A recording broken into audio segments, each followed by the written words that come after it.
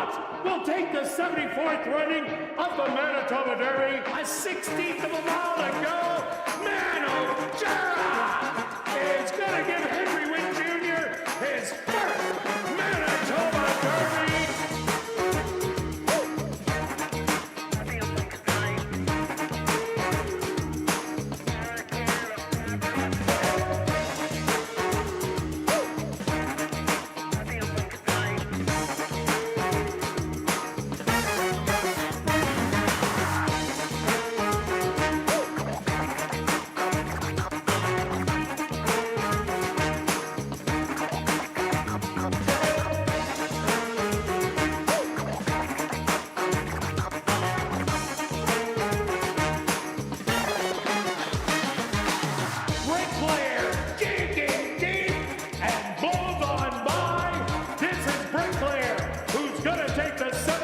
Running of the Manitoba Derby.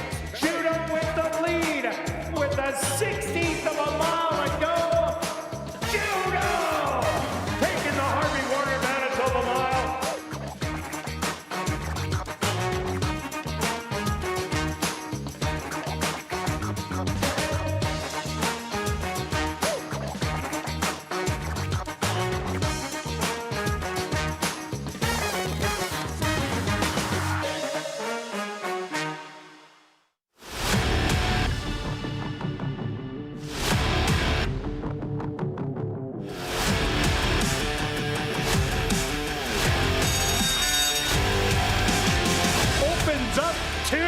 Yeah, baby, you just can't beat them at ASD.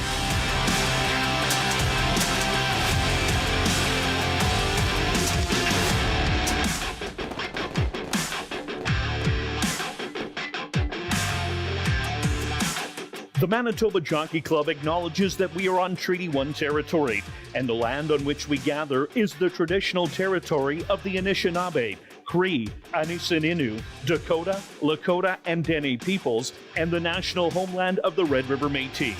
We pay our respects to the First Nations and Métis ancestors of this land.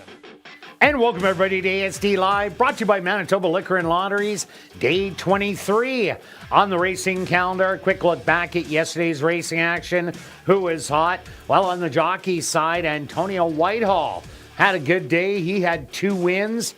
Sven Bellrup also had 1 win, so they're log jammed at the top with 19. Kieran Kellawan with a good day also. He ended up having 2 wins on the card, so he's at 12. Dario Dalrymple with 11. Javanil Patterson with 10. And then on the trainer side, Jerry Gorno, obviously still on top with 35. Steve Keplin Jr., 18 wins, including Matabout Marie in the Canada Stakes. Wendy Anderson up to 10. She had a good night the other night and a win also yesterday. Michael Nault with 8 and Tom Gardapi Jr. with 5. And our other stake race was the 3-year-old fillies, the Jack Hardy, where Evolution bounced back from a defeat at less than even money to just walk all over him, going wire to wire easily. Stretch, what'd you see on the track? Yeah, another good day of racing. Payouts continue to be very good. You find that middle price horse or a long shot in the exactor paying very well. Again, thanks to everybody watching and supporting the races. If it obviously wasn't for you, we wouldn't have the product and the payout. So really appreciate that. The owners and trainers get involved. They're happy about that, running for some good purse money. So yeah, they definitely are. Yeah. In regards to the track itself, again, a few lengths fast, similar to the Monday. I thought the speed rail bias was the place to be. Only 3 went gate to wire, but the other ones kind of tried to do that and just went. Some of them went just too fast. And I think once you see the track how it's been, word gets out, you got to be on the front. So a bunch of the trainers and jockeys discussed, let's try to get the front, and then you get that very fast pace. Especially in the last race, where you seen 3 of the jockeys quarter horsing out of there to try and get the lead. It's kind of like when me or Stretch are late to the party on a horse, and the closer ends up getting the job done. And it was the 2 closers, the deeper closers, Wico, who made the last move, and Norma No in the last. They both had heated duels up front, and those are both sprint races compared to the route races where the speed held on nicer. Yeah, exactly. Great point. That's exactly what I was going to just kind of mention, is you watch it. We could have speed the first 3 or 4 races, and then word gets out, and then by the 7th, you better reverse it, be the contrarian, and just kind of find those closers. So we'll see how the day goes, see where you want to be, and go from there. I like the race again. We've got, it's a little different card today. We've got some it is condition races, maidens, meaning non-2s, non-3s in there. I've got a key in my pick 4 that is not the favorite. It's going to be hopefully be one of the bigger favorites. And also, just a heads up, there might be an incident in the 4th today about a rope in a certain room. That's all. I don't want to give it away. Oh, boy. But something's, Anyway, anything else to add, Kirt? No, nothing to add, Stretch. Let's kick it off with a $5,000 claimer for 3-year-olds and up that are non-2 lifers. They're going to go 5.5 furlongs. Who do you like in the first? Well, it's a good race to kick off the card because it's not in the pick 4 or in the pick 5 because it's, one of these non-2 races. Based on pure bias in this one, I am not taking the 2 as my top selection. The Rooster has cost me too much money. Either betting with it or against it. Correct, exactly. I will say, also other than being a little biased against the Rooster, the Ghostia has run a couple of good races, especially that last one. 2 back, you can throw it out. He's kind of one of those horses in and outer. But I think this horse can stalk and make that move and at least give the Rooster a bit of a run. Yeah, I had to go to the Rooster. Terrible break out of the gate last time out, and then was able to rally and get third. The second place horse, He Knows We Know, did come back to win impressively in its next start. And now you get the services of the top jock, Antonio Whitehall. There's a lot to like. There is some other speed in the 1 in here, but I think Rugged Rooster will be sitting close to the pace, and that's where you want to be. Oh, for sure. The good thing is if the Rooster beats me again, I don't think it's going to pay that much. So we'll see how it goes. I'll go to the 5. As this horse has only had the 1 start, and it was a poor start. I remember thinking that this horse had a shot in the first time, kind of lost all chance. If you look at the last couple races of last year, seemed to have figured it out. So I'm going to give this horse another chance to at least try to complete the top 3 in there. That's why I'm 3-2-5. Yeah, that was a rough trip for Rocky Top Mischief. Broke a little slow out of the gate, checked just past the 3/8 pole. So that wasn't the best race for Rocky Top Mischief. I like it only got beat by a little less than 6 lengths in there. Also like number 1, Quintessence. This horse is coming in with some good works. 102 and 4 is the standout one. The previous on June the 26th. This horse does bring a lot of speed to the race. As you see, used to run at Turf Paradise. And when you're running 4.5 furlongs down in Phoenix, you got to be quick. So I'm thinking this one just might fit the racetrack. So I'm giving it 2, 3, and 1. Now we're going to carry on to race number 2, another $5,000 claimer. This time for fillies and mares 3 and up that are non-3 lifers. They're going to go 5.5 furlong stretch. What about here? Yeah, we're going to have a couple bigger favorites in here. I think it's going to be the 1 and the 6 are going to be lower price horses. Both are speed horses. So I know why you've went to your selection, and I've got your selection in there. When they're both fair, this is where it potentially could be an all-out duel. I'm going to go with the why I ended up putting the 6 on top is because if you look at the race 2 back, this horse did not get the lead, thinking the horse needed it, and kind of chased around the track and did okay in the stalking trip.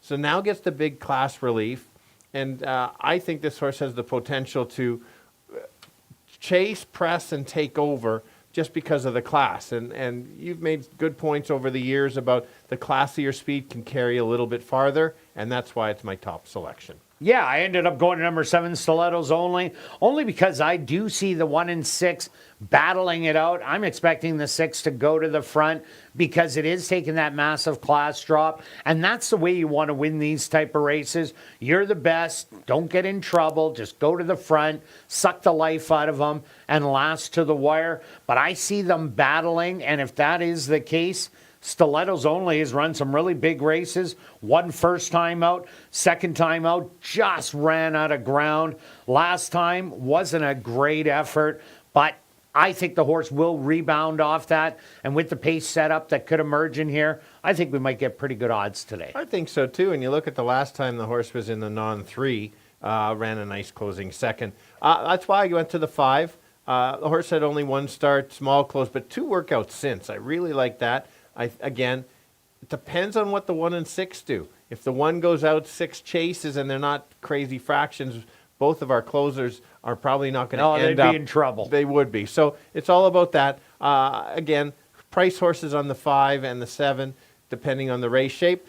I'm going to include that certainly in the exactor, 6, 5, and 7. And I touched on the one short speech, has yet to be out of the money in 4 starts. Showed good speed last time out, got caught really late by a mass money. But this is a horse that's kind of run and gun. I'm giving you 7, 6, and 1. Now we're going to carry on to race number 3, kicking off jackpot pick 5 wagering with the Hazel Wright Steyr Stakes. 4 Manitoba bred 3-year-old fillies. They're going to go 6 furlongs.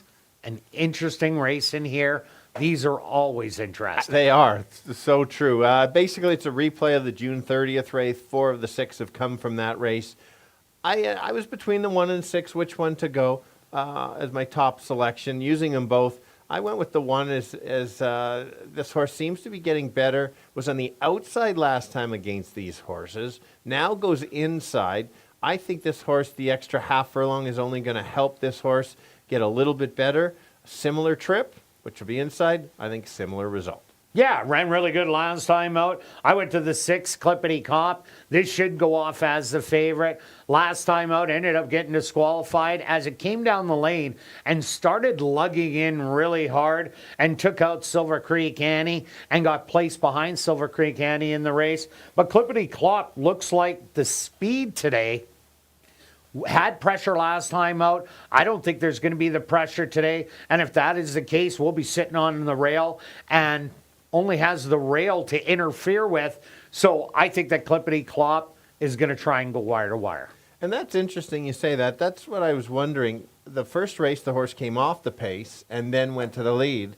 Is it just that rather go to the lead? I think the horse can even win off the pace as well. If somebody else goes, I think the horse is good enough that can sit off and go. But if you think it can clear. Yeah, but I don't think it's going to be far off. No, I agree with you. I think Silver Creek Annie is going to show speed in this race, but Clippity Cop just has that natural type of speed in those first 2 outings. So that's why I like it to be forwardly placed and probably take over by the time they hit the head of the lane. That's fair. Yeah, no, I don't dislike your pick whatsoever. It's my second.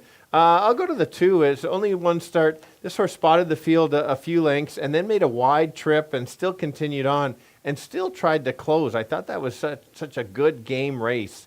Now goes the inside. Have to break a little bit better. If the horse can lose a little less ground and run that much, I would think there's going to be some improvement. Can close a gap on our top 2 selections, 1, 6, and 2. Yeah, I agree with you. Let's talk about number 5, Our Last Penny. The dad, Nonios, a 3-time winner of $460,000 from 6 furlongs to a mile 16th. The mom was unstarted. This one just has one full brother, and that is Spike It Rich, who first time out should have won, but shied away under the lights at the grandstand, ended up running second, and has made $36,000 and did break the maiden. So an interesting first-time starter, but I'm 6, 1, and 2. Now we're going to carry on to race number 4, kicking off $50,000 guaranteed pick 4 wagering for a $10,000 claimer for 3-year-olds and up. I don't know, on 3 lifers are going 6 furlong stretch. And we've had this little matchup before. Yes, I do like this race. The expected favorite will be the 1, don't you think? Yeah, remember Calming Force was scratched last time these 2 were supposed to run against each other. I missed that. That's good in the and I had notes. Wits 10 touch, and that's why it ended up going off at 45 cents on the dollar, and Calming Force was taking that drop. Yeah, very good mention of that. I'll make note of that for sure. And that's one thing. Yesterday, if you watched me adjust my picks from time to time, a few stretch change alerts, Kirt made some really good points. my stretch change alert added the 1, and it ended up to be In the last race. Last race, and so as much as you don't want to get stuck on your opinions, it's one of those have open to listen to if you're sitting around the table instead of saying it's got to be this, it's got to be this. Now, if Kirt only did that. And when I get on a ride, make a little more money. Let's go back to the 2 horse. I think this horse will get a great trip. A huge class drop. Has that workout coming in, which obviously the horse probably had to have to pass the gate there. Take a look. This horse lost to Messi the Great, just over about a length. Messi the Great in here, 1-9. Oh, definitely. Exactly. So I think if Messi's in here, wins by at least 5. Let's do the math. I think this horse is in the right spot to get the 3rd win lifetime. Well, same with Flippin' Fish, who came back and ran a good one. And Finding Ways had won twice for 10,000. So that's how tough that race was. But I am going to number 1, Wits 10 Touch. The only reason I'm going to this horse, speed. There is nobody to match up with Wits 10 Touch. Last time out, the Jackrabbit on the outside, that was Brinson. Quarter horsed out there to try and kill off Wits 10 Touch. Took a little bit of steam out so McKenna's Joy could get up late to get the win. But I don't see anybody going after Wits 10 Touch. Calming Force might have to make that move early to kind of soften up Wits 10 Touch. If not, horse could be long gone. Yeah, especially if the track plays like it has been all week. Just big news I mentioned about the incident. Apparently, Professor Plum was the suspect this week in the study with the rope. I never trusted him, you know. But the other thing is, it was so obvious. Of course, Professor Plum's in the study. So, or was it Miss Scarlett that set it up? You never know. Miss Scarlett's very deep. I don't know what to say. Okay, enough of that. Nobody cares about that, but some people do. But I finally took the mustard today. Yes, you got it. I've why? got. All right. Either way, has nothing to do about where Miss Scarlett did. But July 1st, maybe this is why you took it, because July 1st was a speed bias day, and this horse did make up some ground. Now, it depends if the speed backs up or not. If it doesn't, he's going to be up against it. But I liked how this horse finished. It's got to sit a little bit closer. So at least I think this horse can be in the try. Yeah, I agree with you. That was a huge effort. Even the time before was a good effort against main dude JL Copper. When the horse didn't get out of the gate, spotted him a bunch of lengths. But I wanted to miss this race because I knew there was a story coming. But I could just give you one. Hang on. Oh, man. Don't be shocked if the 4 ends up in the try.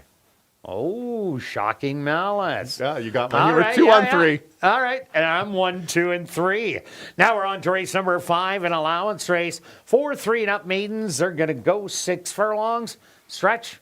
Wow, we got a little bit different ones in here. Not surprising in the least. No, not at all. None whatsoever. This does not surprise me. I had the 7 in there. It is a maiden special weight. It's not the strongest maiden special weight. No, it isn't. And I can say this based on the figures. Nobody in this field has run within 5 lengths of the par to win a maiden special weight at ASD. I'm not saying these horses can't improve, but that's what makes it so tough. They're all evenly matched. I am not bashing any of your horses in this one because I think they're all live in there. And so when this happens, it makes the race so tough. So I'm trying to find some little angles in there and go from there. So I'm going to use the 1. This horse had a slow start to start. In my notes, I'm just watching it right away. I always make notes of the horse. And I felt that this horse needed one. And then horse had a nice workout since. I think there's only going to be improvement based on that. And based on this field, a little bit of improvement puts the horse right in the mix. See, I would have put it up a little bit higher, but unfortunately, it drew post position number 1 again. And the horse isn't a great breaker out of the gate, doesn't have a lot of early speed. So even if it does get out of the gate, I think it's going to get shuffled back anyway. I went to number 7, Red Dirt Alley. Yeah, $10,000 maiden, moving up to the allowance ranks, but ran such a good race against 7 Rags. Are You Not Entertained? That was a horse that was running at the maiden allowance level previous to that, and some stakes. And Sergeant Filco has been dancing around the allowance and the breed allowance races, and 7 Rags came from Tampa. So there was a little bit of everything in that race. And Red Dirt Alley only lost by a length after doing the Z pattern, being close early, fading back, and then coming on late. Looking for speed in the race, there really isn't a lot. And if Red Dirt Alley comes with that first race it ran, where it ran second to Run Mateo Run, a horse that came from Woodbine, that's the kind of race that will win this one. Absolutely, and you make a good point. The maiden 10 was actually a little bit tougher. Maybe That was a salty maiden 10. I went to the horse that's listed as the morning line favorite at 2-1. There's nothing not to like, but nothing to like. It's one of those, I don't know where to put this horse. I'm spreading. It ran an even effort at the maiden allowance level, so I'm thinking this is kind of like a drop. Yeah, in here. Absolutely. And so that's kind of just an even effort and kind of on the fringes. Didn't want to leave it out. I've got as many as 5 or 6. I can't remember. I don't have the all, but I've got that many in this race. So it's just one of those protective ones that I think it's right there. We both have the 5. I'll let you talk about the 5. Well, let me talk about the 6 okay, first. Sure. Okay. Number 6, Cortex. This one did show speed last time out, but there is something missing from this race, and this horse checked really hard between the quarter pole and the 3 furlong pole, got spit out the back, should have been beaten by about 20, but then the horse gathered itself and then came back running, almost got beat by 10 lengths in the end. But that was a very tough maiden allowance with Banker Matt, He's My Uncle, and Judge Oliver. Judge Oliver or He's My Uncle, those two should be about 1 to 5 in this type of race. So I'm giving a second shot to Cortex. This is my bomber of the day. That's fair. I almost made my list. I've got notes that this horse has been fractious a few times. Maybe it's got scratched before. For a few times. So we'll see something to pay attention to, especially if you have a win bet to see how it reacts. We've got the 5, probably similar, same reasons. The horse got claimed out of the 10. And then I guess somebody saw something in the paddock or on the training track. This horse made a decent middle move and got right up to the leaders and then flattened. Looked like the horse needed one. Had that workout since. The others liked it too. So I'm going to go 1-5-4, 1-4-5 in an open race. And they had blinkers on, which is a big one. Take note that number 3, Swing Time, will also run with first-time Lasix. Number 8, I'm a Sweet Potato Pie. The Dad, Day of Destiny, had 5 wins, $130,000 in earnings from 6.5 to a mile. The Mom, I'm a Danger, 9 wins, $80,000 in earnings. And this is the first foal. Not a lot to go on, but a good work on June the 16th. Out of the starting gate in 102-4. But I'm giving it 7, 6, and 5. Now we're going to carry on to race number 6, a $5,500 claimer for 3-year-olds and up. They're going to tackle the mile, and look at that. We're the same. What's going on here? It just shocks me every time. Took 6 races to get the same. It is, and on the tough race, my notes, it's a tough race for me anyway. The one thing I will comment, it's a mile race, and recognize from a mile to 7 furlongs at ASD is different. You have jockeys they recognize it's fast to that first turn. You want to get position. Going the mile, you have time. You can break well. If you want to send, you can kind of relax instead of just trying to get there. So really pay attention to the races when they go 7 or the mile. 7.5 is kind of obviously in between. Let's go with the one did get a lot of help last time out in the pace battle, but the horse closed, which is good. I thought it was a complete tightener. I didn't use the horse last time. So did I. And so last year, this horse didn't even run a 5.5 or 1-turn race here. Now gets the distance back. Hopefully be a little bit closer. You don't want to be too far back. I think this horse can just make that one late run. And we've noticed how the rail's been good. Got to go with it. Yeah, I think there is speed in here with the 5 Namesake, the 6 Flying Text, the 3 Let's Have One More, even the 7 Dangerous Game. And that's why I also went to Shemayim, where I'm saying that's a tightener. Also look at number 5 Namesake. Terrible race last time out. Was in a 5-wide duel. But that was an insanely tough post position, going the 7.5 furlongs. You're not going to win out of post position number 10. I don't care how good you are, unless you're the only speed. That is the only way you're going to do it. So Namesake now has been working well for coming back. nice gate work, and then another nice 5/8 of a mile work. This is a horse that could try and steal it. Absolutely. It says 5 furlongs. I watched it was closer to 7 furlongs in that race, and then made that middle move. Of course, the horse ran out of gas. So I'm with you all day long on that. And then let's go with the 8. You know what you get with this horse. Yeah, you do. Yeah, Because you keep picking it. That's true. That is true. It's going to run evenly. It's 9-12 in the money. Highest percentage of the field at this distance. This is in the 75. The figures are there. It always runs the same race. Always very close to figures. I think it's the right figures for this race to be there. Yeah, these drops from the allowance is 75 now, and the 75 to 55, they're massive drops, so I expect a big race out of wrong direction. I'm also 1, 5, and 8. Now we're going to carry on to race number 7, a $3,000 claimer. For 3-year-olds and up that are non-winners of the year, they're going to go 7 furlong stretch. Both the same again, but this one's not a surprise at all. Correct. As just mentioned in the previous, 7 furlongs to a mile. Now we at the 7. We got the rail speed. This horse, interesting one, ran the fastest figures in the non-winners of the year last time out. You liked Inform. I did. I did like Brannigan.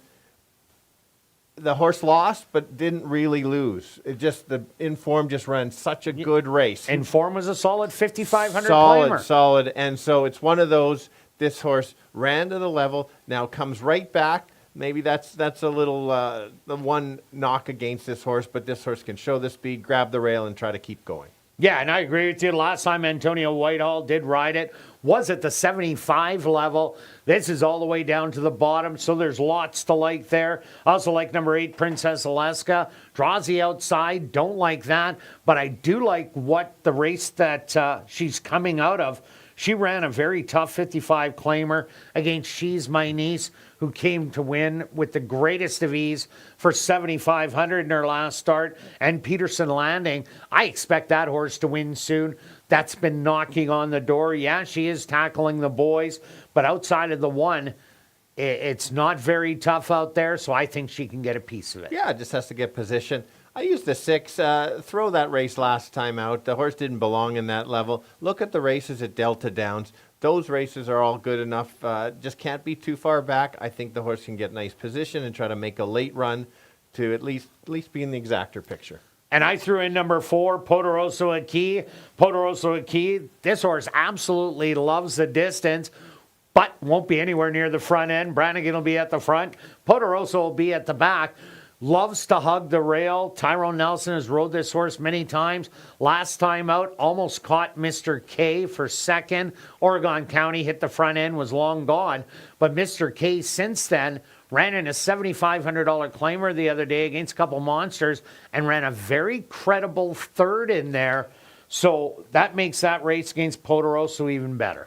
Yeah, this is the last time we both had Happy Camper. Same kind of type of horse in our picks and paid 60. Yeah, paid great. Anyway, same type of long shot, 164. And I'm 1, 8, and 4. Good luck with all your selections this evening. And I'll be right back with the changes on this evening's Carter Racing.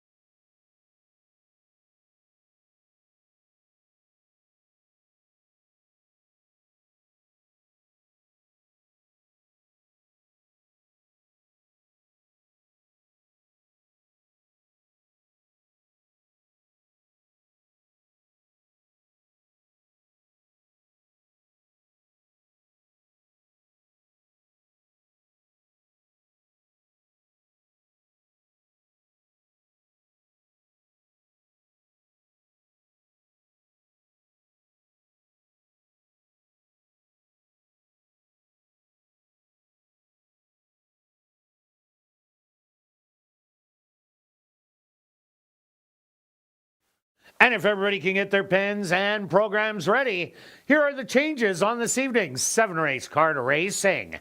Turning your programs to race number 1, the Bill Baczynski Memorial. Number 2, Rugged Rooster. The ownership should read Long Boy Racing. And number 4, Bennigan. Equipment change, blinkers off. Now turning your programs to race number 2, the horsepower versus horsepower stakes. Just a couple overweights. Now turning your programs to race number 3, our featured race on the card. It's the Hazel Wright Sire Stakes. Kicking off Jackpot Pick 5 wagering. The Jackpot Pick 5 carryover just over $378,000. Now turning your programs to race number 4, the Wiklowski race. Kicking off $50,000 guaranteed pick 4 wagering. Just some overweights. Now turning your programs to race number 5, the Prairie Sprint. Number 3, Swing Time, will race on first time lay 6. Now turning your programs to race number 6, the Full Pull Stakes. With classic high 5 wagering, there are no changes. Now turning your programs to race number 7, the Iron Horse Stakes. Also with classic high 5 wagering, no changes. Well, a gorgeous evening for racing here in Winnipeg. Oh, there we go.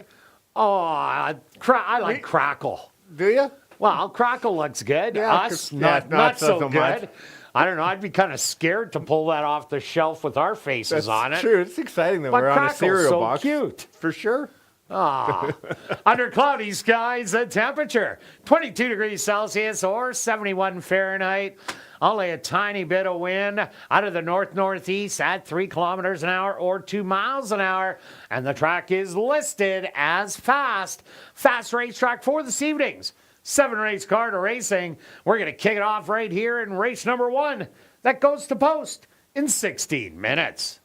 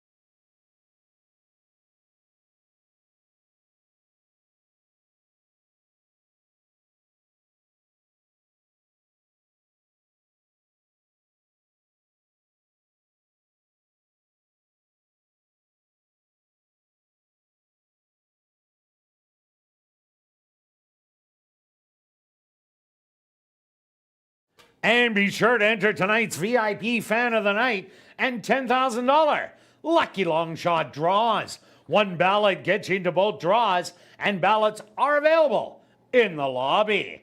Our VIP Fan of the Night will win some great prizes and get some exclusive behind-the-scenes access. And here's the big one. The person drawn for the $10,000 Lucky Long Shot gets to spin the Lucky Long Shot wheel for a chance to win up to $10,000 in cash if the horse with the highest odds wins the last race. And tonight is also Girls' Night Out here at Assiniboia Downs, so food and drink specials on the main and third floor. Special cash draws just for the girls. Draws for $100 will be made after races 4, 5, and 6. There's going to be some line dancing after races 2 and 4. And be sure to stop by the Girls' Night Out display in the lobby and take a photo with your fancy hat and fill out a ballot for a chance to win $150 in cash. And if you're new to racing, make sure to stop by and see Shannon, Roger, and Brad at the Fan Education Center, located on the main floor. It's also the place to open a free HPI bet account so you can bet the races right from your phone. Even better, new account holders receive a free $25 deposit. And if you wager $100, you're going to get $100 in bonus money. Have a great night of racing.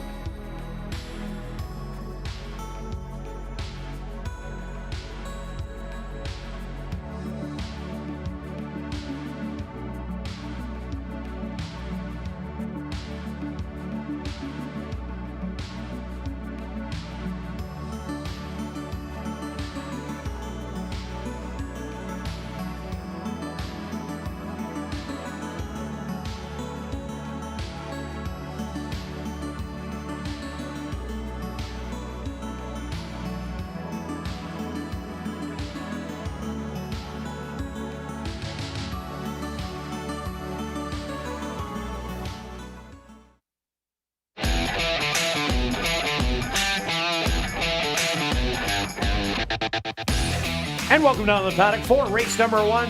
We're going to kick off the ladies' night card of racing with the $5,000 claimer for 3-year-olds and up that are non-2 lifers. They're going to go 5.5 furlongs. Number 2, Rugged Rooster. The owner should read Long Boy Racing. Stretch, who do you like in the first? I do like the 2, but I'm going with the 3. There's a big star there. Yes. Okay. All right, Julia. Julia's stuck with us tonight. She always has a good camera work, and here we go. I'll start with why I like Ghostia. This horse, good race last time. Made a nice move and finished a nice second. Open lengths in front of the others. Mischievous Intent stole it on the front end and just kept going. Weren't that fast a fraction, so it's almost impossible to close on that. 2 back was terrible, but look, this horse was in the allowance level. This horse, when it's in the claiming ranks, is pretty good. I think this horse can stalk. There is some other speed, and and it's Rugged Rooster, so I'm taking the 3. Okay, I am going to number 2, Rugged Rooster. Hopped out of the gate last time, lost about 5-6 lengths, but sat back and made one late run. And I like that out of Rugged Rooster. It had done that in the past. That was back in September of last year. But this horse is predominantly a speed horse. There isn't a lot of speed in here. The one Quintessence is the other one with the speed. Now Antonio Whitehall jumps aboard. So that's never a bad thing when you get the leading rider who's tied with Sven Balrup on your horse. So Rugged Rooster, I expect him to be close to the pace.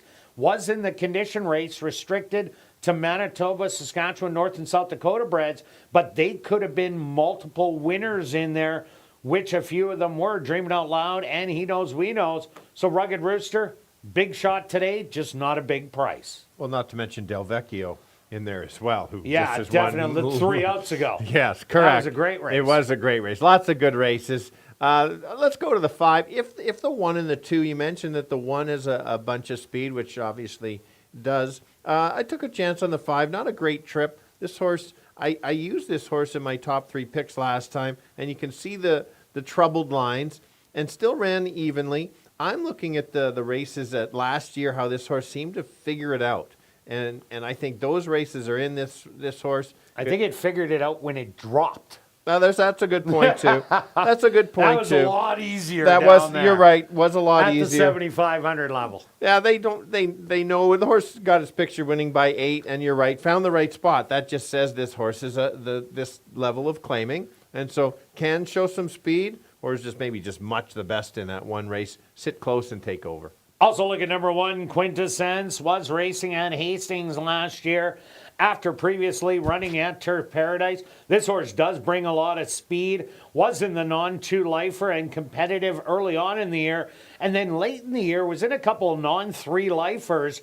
Now gets to go back against non-2 lifers. Speed did well yesterday. Good odds right now. It's 7-1.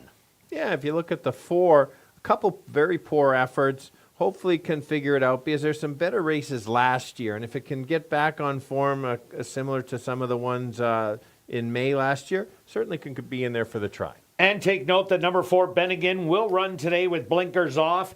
Number 6, I'm a Jaw Dropper, adds blinkers to today's start. First time out was in a real tough dash against Witt's 10 Touch, who went wire to wire. And Better Luck Next Time, who's knocking on the door for a win. Last time out, tried to show speed, but that didn't work. Might go back to that off-the-pace running style. Maybe the blinkers will help. But let's go to our wagers here in race number 1, Stretch. What do you have? I've got 2 bets. I've got a pick 3, 2 and 3, with 5 and 6, with 1 and 6, which is 24. And then a $10 exacta box, 2 and 3. You can reduce your exactors are doing you well. They've yesterday. been very You hit well. 3 of them. Yes, very good. I see you don't completely trust the 2 horse if you're taking 3 horses in Well, here. I just don't like short odds. I have to have one with a bit better of Fair. a price. Okay. Because if you get a price in these pick Yes. 3s, just one of them with a couple favorites, it could pay about $150. Correct. So I'm going to take 1, 2, and 3 in here, then the 6, 7, and I'm going to key the 6 for $18. Good luck with show a parlay. Yes. You Who's didn't picked? stop me. I stopped myself. Who are you getting to help you today? I got my dog to help me. Probably best. Well, yeah. No. I think I can't get it done. I think he meant the 1. The dog wanted the 1, didn't Well, he? he did. Quintessence. That's Yes. where he dropped his treat. Right. I got 26 on the 3 because I built it up yesterday. You started last Yes. night, Norma. No. Yes. All right, and I got 20 to show on the 1. Good luck with all your wagers here in race number 1, and we'll see you back for race 2.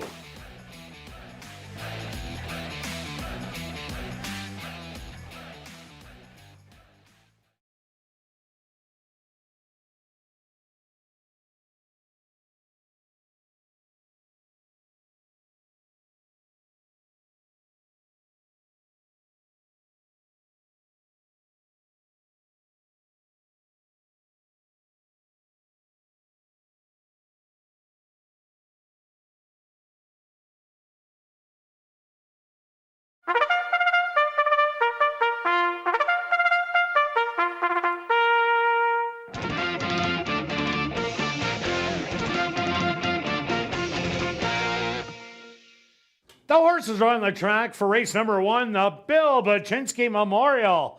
They're going to go 5.5 furlongs for $10,100.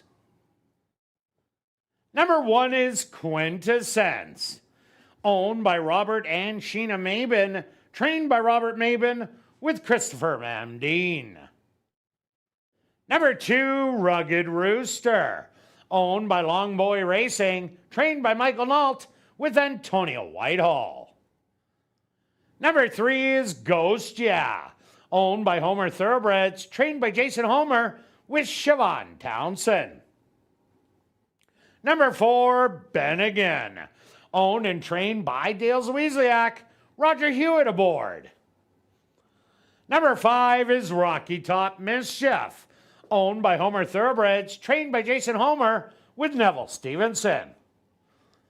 Rounding out the field is number 6, I'm a Jaw Dropper, owned by Chrissy Desjarlais, trained by Ryan Desjarlais with Matthew Bennett. The Bill Baczynski Memorial, here in race number 1, will go to post in approximately 4 minutes.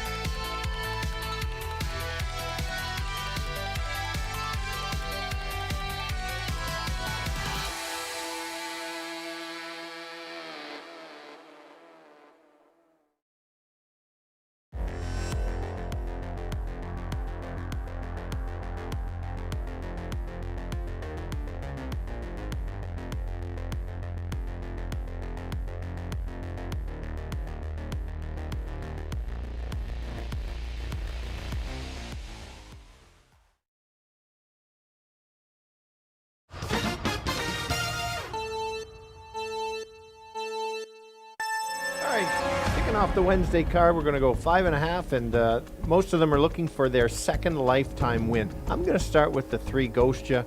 Very good race last time. Sat back and tried to run down the lone speed. Couldn't get there, but did beat the rest of the field. That trip is the winning trip if the speed backs up. Who do they have to catch? That's the 2. Been running very well, just can't get the job done. Troubled trip last time, did close, lost all chance because of the start. He is the horse to beat. And in case the speed backs up between maybe the 1 and the 2, let's take a bit of a price on the 5. Troubled trip, only 1 start, should improve, better trip, right, better placing. 3, 2, and 5. Kirt? Yeah, Stretch, I had to go to number 2, Rugged Rooster. Had run some big races previous to the last one. Last one was really good, but the horse didn't get out of the gate. Expect a better break today. It'll be sitting in the top 2 horses early, so a big shot to win. I also like number 3, Ghost. Yeah, a great rally to run second to Mischievous Intent. This is a horse that had been running against better in its previous 2 starts and needed that drop in class, and fits well with these. And number 1, Quintessence. This could be the quickest of them all, and speed was doing really well on the racetrack yesterday.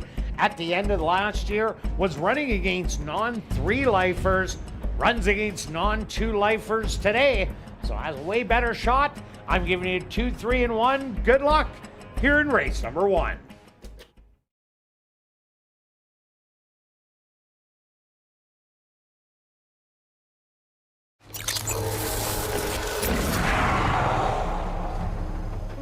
It's now 2 minutes to post time at ASD.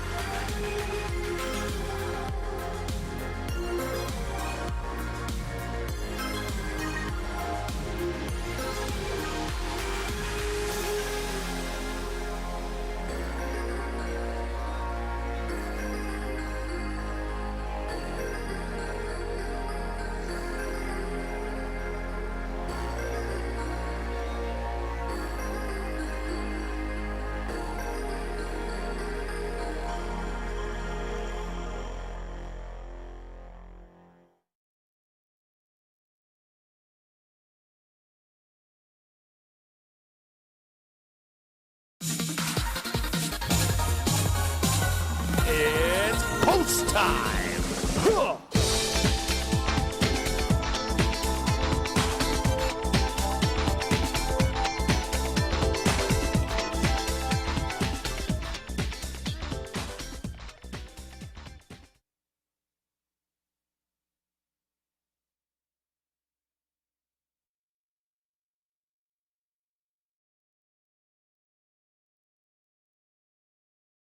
Quintessence, the first one into the starting gate. The 3-5 favorite, Rugged Rooster, is in. Ghost Ya steps up and in. Here comes Ben again. Just 2 left to load.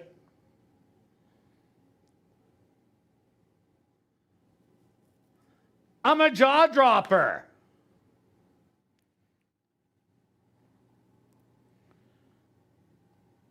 Bennigan a little fractious in the gate. Now settled. I'm a jaw dropper is in. And now just waiting on Rocky Top Mischief.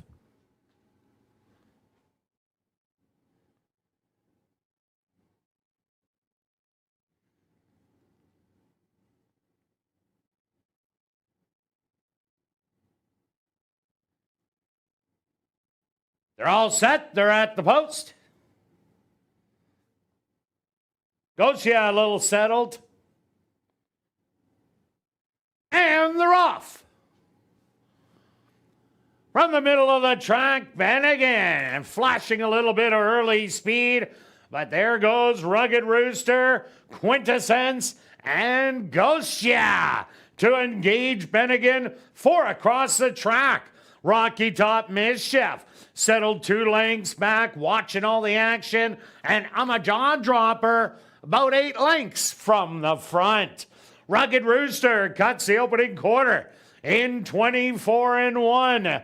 Ghost Yeah in between horses. Rocky Top Mischief making a bold 4-wide move. Then it's Bennigan and the trailers Quintessence and I'm a jaw dropper. They hit the head of the lane. Rugged Rooster with the lead by a length. On the outside, Rocky Top Mischief, the half 48 seconds. And Rocky Top Mischief now starts to kick it in. And it's Rocky Top Mischief who's going to win by 3. Rugged Rooster in second. Third's going to go to Gochia. And fourth, Quintessence.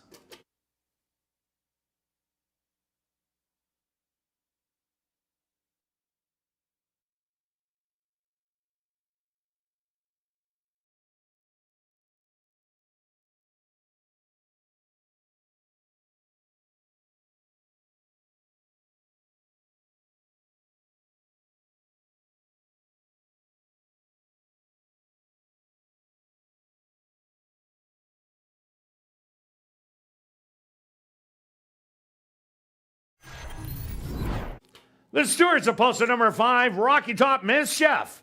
As your race winner, second goes to number 2, Rugged Rooster. Third to number 3, Ghost Yeah, and fourth to number 1, Quintessence.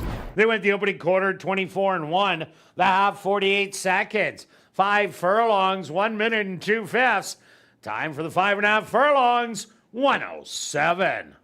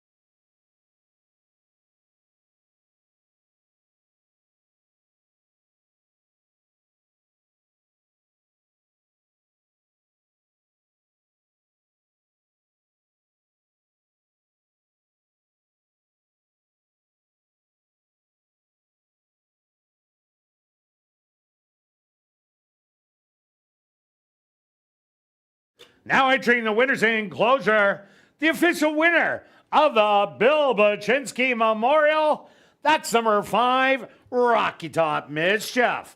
Rocky Top Mischief is a big gelding, 5 years old, by Into Mischief. Under the mare, Special Relativity by Cowboy Cat.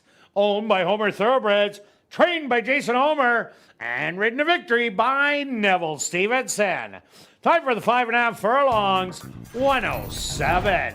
And a special congratulations going out to trainer Jason Homer on career win number 300.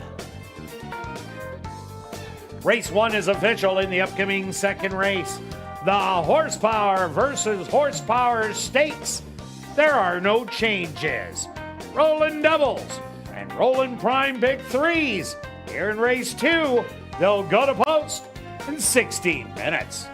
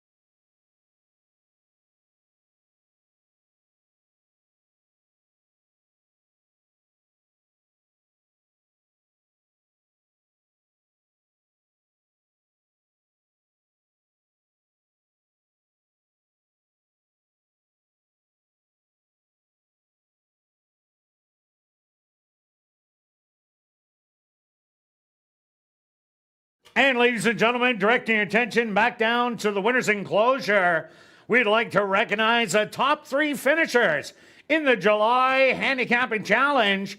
On hand to make the presentation is our very own Sherry Glendenning, simulcast and program director. Finishing in 3rd place with a bankroll of $137.50 and getting $250. Congratulations to Wayne Misco. Also, our 2nd place finisher with a bankroll of $142.20 will take home $500 in cash.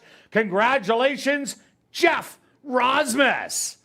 And now our July Handicapping Challenge champion with an impressive bankroll of $150.90 is going to take home $3,500 and a trophy. Congratulations goes out to Harold Weens. Way to go, Harold. Once again, congratulations. Harold Weens, Jeff Rosmus, and Wayne Misco, our top 3 finishers in the July Assiniboia Downs Handicap Challenge.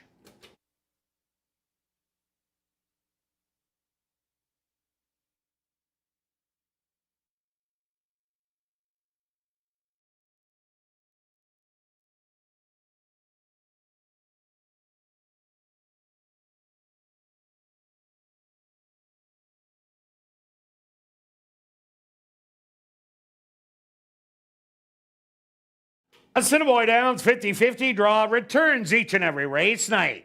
Tonight's jackpot is $650 and growing. Tickets are 1 for 10, 10 for 20, 50 for 50, and 200 for $100. Get your tickets at Guest Services, the VLT Cashier's Cage, from the designated roaming 50-50 ticket seller, or just go online at 5050.asdowns.com. The draw will take place at 10 p.m. tonight, and proceeds do benefit Final Furlong and the Winners Foundation. And take note, you do not need to be in attendance to win. You can just check our website at asdowns.com for the winning number. And just a reminder that line dancing will take place on the tarmac right in front of the grandstand after race number 2. Girls, you can earn an extra ballot for one of the $100 cash draws by participating in the line dance.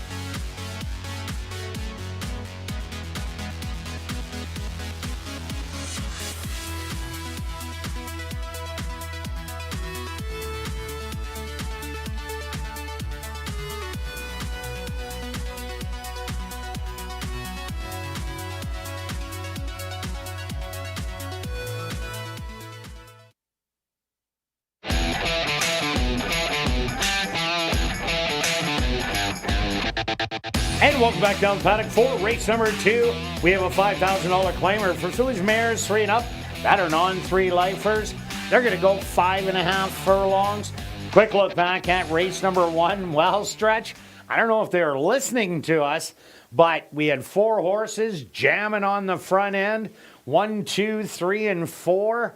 And then Rocky Top Mischief sat right in behind, made the move on the turn, and then went on by for victory. Yeah, and that's what it's all about, recognizing how fast they're going early, and Neville, a very good ride. We talked about the 5 having the troubled trip. Big overlay, I thought. Oh, it definitely was. All right, let's keep going. Everybody's jumping in, taking their shots. Congratulations to Jason Ulmer. Yes, very exciting. Win number 300 career. Way to go, Jason. Okay, on to race number 2 now. Yes, a good call out there. Let's go to the 6. It's going to be the favorite. It's going to have to deal with some speed on the inside. They are only going 5.5. I know they came off the pace in the last race, but I think the 6, who looks very good in the paddock, drops in class, gets back to trying to win. I think that's what it's all about. Drop and pop here for a nice win. I think the first race looked so good of the year, then raced Evolution, who we saw crush on Tuesday, correct? Yesterday, yes. And then the last time wasn't too good. But I like the horse ran evenly in 2 back. I'm hoping that last race is just, the horses are just a little too good. Find the spot and win. Yeah, I ended up going to number 7, Stilettos Only. This horse had run 2 big races back-to-back, winning the non-2, running second in the non-3. Ran an even effort last time out, but that was against non-4 lifers. Now comes back against non-3 lifers. I think Short Speech and the Tap the Parlay, the 1 and 6 are going to battle it out and set it up for stilettos only to stalk and pounce. I don't disagree on the 7. I've got that one in there. I used the other closer is the 5. Had the first start out there, nice even effort. Was only a length and a half back of Short Speech, and the Short Speech had some runs already. Has 2 workouts since. I think they're setting it up right here for a really good performance. Going off at 9-1. Yeah, is a nice price at 9-1 for that one. Also look at number 1, Short Speech, 4 for 4 in the money, 1 win, a second, and a couple of thirds. Has a forward running style. Go to the front, catch me if you can. That is the best way this horse runs. Has come off the pace in the past, breaking the maiden down at Sam Houston, sitting off of it. But I think today they'll be going to the front and try and steal it. Another interesting long shot would be the 2. This horse showed speed last time, trying to press early. The horse has never done that before, and when they try something different or, set it up, this horse should come off the pace today because you're not going to be able to keep up with the others. This horse is ready for a good performance to at least be in the money. Looks ready to go, very jumpy, which is a good sign that he's interested in running. But every now and then this horse runs a big one. Yes. The time it did win last year, I was all over No Barbed Wire at 20-1. Also look at number 4, By Request. Showed speed in the first outing, only lost by 3 lengths. In the comeback race, was disinterested the whole way around. I think this horse is going to show a better effort today than it did last time. And this horse can stalk and pounce and could be a great long shot, as Jared Brown did win a couple races yesterday. Yeah, this is the condition that you get those long shots, at least even if the favorite wins. Well, you you get the said long it in the non-2s, all the condition races. Yes. The cheaper maidens, the non-2s, and the non-3s. For sure. Let's look at the 3. Only 1 start over the track. Was bet down, didn't show much. We're going to see where this horse fits, but usually coming from Century Mile, usually need one here. So longest shot on the board, give it a shot. All right, let's go to our wagers here in race 2 stretch. What do you have? Well, we're try hunting for both of us here. I'm going to go a $2 one because, well, you're all in. You're all or nothing. I try to ease into why it. not? So 6 with 157 with 1257. That's 18 because I spent $2. You could get it as low as 9. And myself, I go 6-7 with 1-5. $1 ticket, $4. I'm doing a $5 one for 20. Well, my dog Harley didn't do good in the first. Ended up running 4th. I don't know what to go with. The chicken now? Go find a chicken? You should have just listened to Kim. She's been on fire with this. She said she put the 2 for you. Anyway, you're out, but you're back in. All right, yeah, rebuy. I'm going to go 20 to show on the 7 stretch. 27 show on the 6. Good luck with all your wagers here in race number 2, and we'll see you back for race 3 for our featured race, the Hazel Wright Sire Stakes and Jackpot Pick 5 wagering.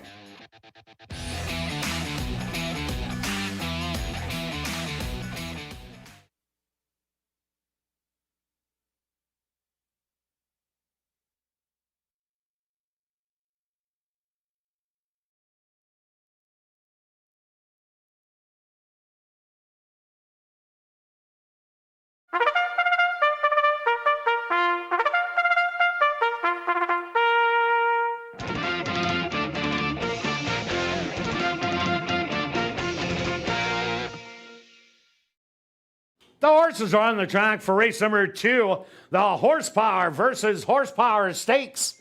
They're going to go 5.5 furlongs for $10,200. Number 1 is Short Speech, owned by Henry Witt Jr., trained by Jerry Gorno with Demario Bino. Number 2 is No Barbed Wire, owned and trained by Marion Johnston with Matthew Bennett. Number 3, Broken Promises, owned by Dark Cloud Racing, trained by Judy Hunter with Rashad Knights. Number 4, By Request, owned by Jeff Goy and Sue Kathler, trained by Jared Brown with Tyrone Nelson. Number 5, Tia Susie, owned by Catherine Ursel, trained by Jennifer Jordan with Christopher Mamdine. Number 6, Tap the Parlay, owned by A2 Thoroughbreds and True North Thoroughbreds, trained by Michael Nault with Sierra Pruitt. Rounding out the field is number 7, Stilettos Only, owned and trained by Jessica Bell with Siobhan Townsend. The Horsepower versus Horsepower Stakes with Roland Doubles and Roland Pick 3s here in race 2. They'll go to post in approximately 4 minutes.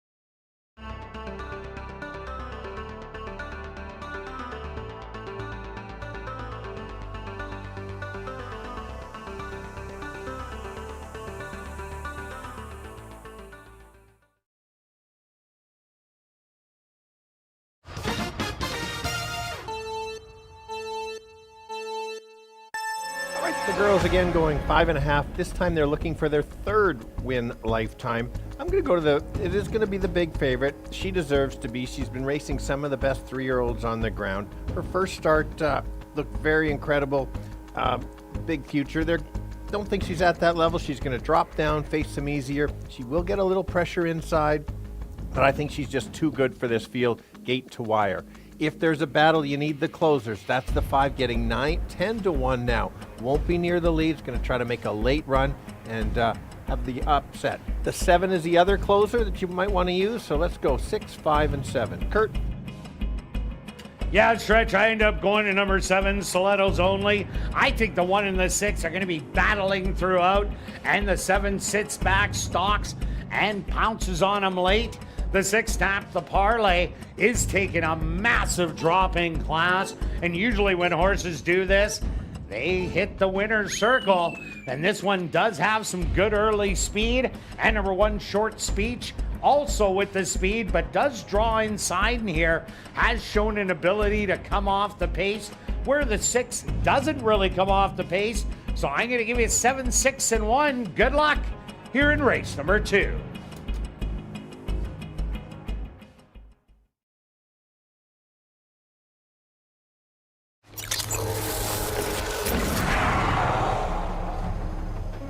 It's now 2 minutes to post time at ASD.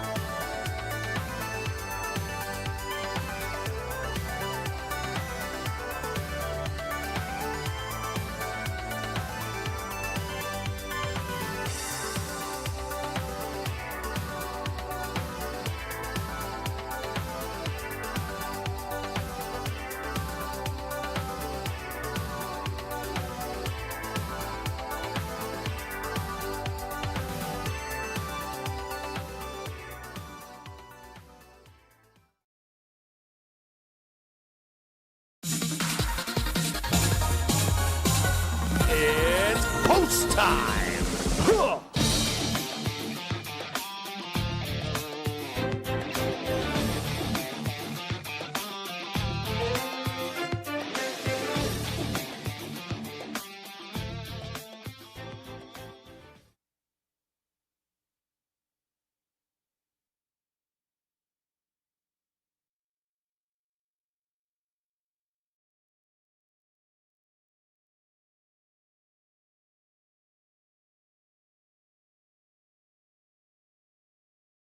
Stilettos only, the first to go into the starting gate. Short Speech now moves in.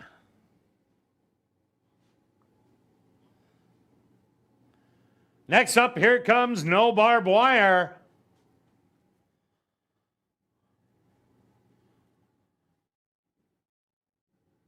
Broken Promises is in.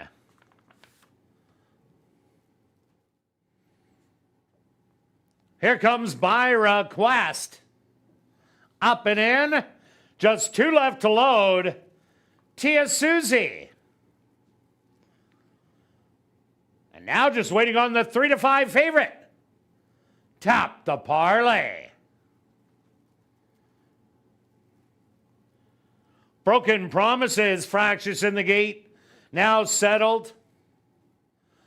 Once again at the post.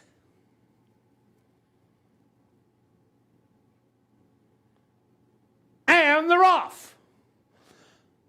Breaking a little slow was No Barbed Wire. From the outside, Tap the Parlay. Quickly goes out and grabs a lead by 2 lengths. Short Speech right there in second. To the outside, Stilettos only in third. Tia Susie right on the inside, fourth. 2 more lengths back. That's By Request. Broken Promises, another 3, and the trailer, No Barbed Wire. 23 and 4, the opening quarter, and Tap the Parlay in absolute cruise control, up by 4 lengths. Second, Short Speech, then trying to rally Tia Susie and Stilettos only, but it's Tap the Parlay. 47-1 to the half, just pulling away. All Tap the Parlay as she pleases. Is gonna win by 8. Second's gonna go to Short Speech. Third to Tia Susie, and fourth, No Barbed Wire.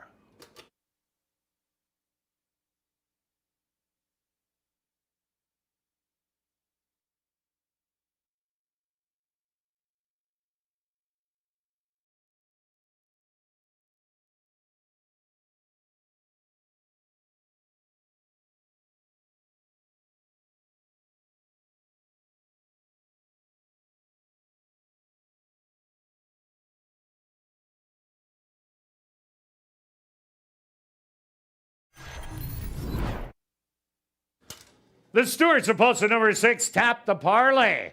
As your race winner, second goes to number 1, Short Speech. Third to number 5, Tia Susie. And fourth to number 2, No Barbed Wire.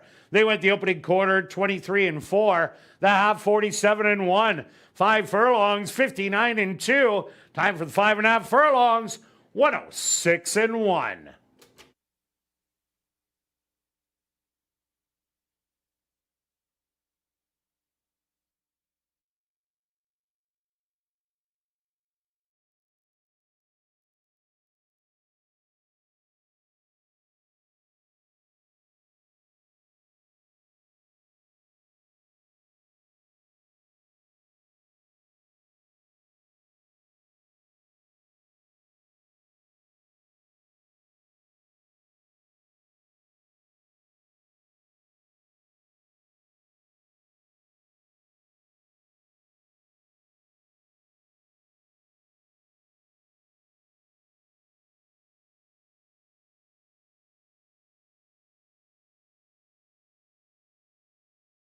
Now entering the winner's enclosure, the official winner of the Horsepower versus Horsepower Stakes. That's number 6, Tap the Parlay. Tap the Parlay is a Bay filly, 3 years old, by Tapret. Under the mare Betsky by Run Happy. Owned by A2 Thoroughbreds and True North Thoroughbreds. Trained by Michael Nault and ridden to victory by Sierra Pruitt. Time for the 5.5 furlongs. 106 and 1.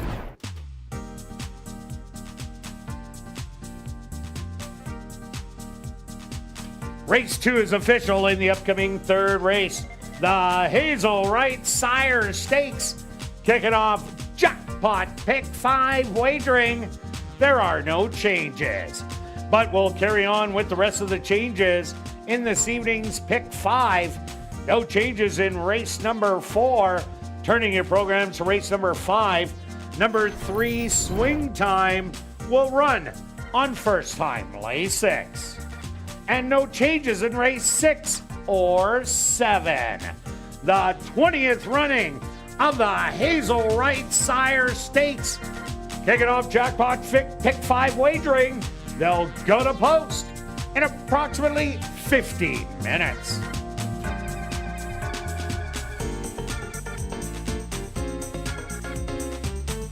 And ladies, line dancing will now take place on the front tarmac on the main floor. So head on down and join the Inline to Dance group as they lead the way. Everyone is welcome to participate, so come on down and join the fun.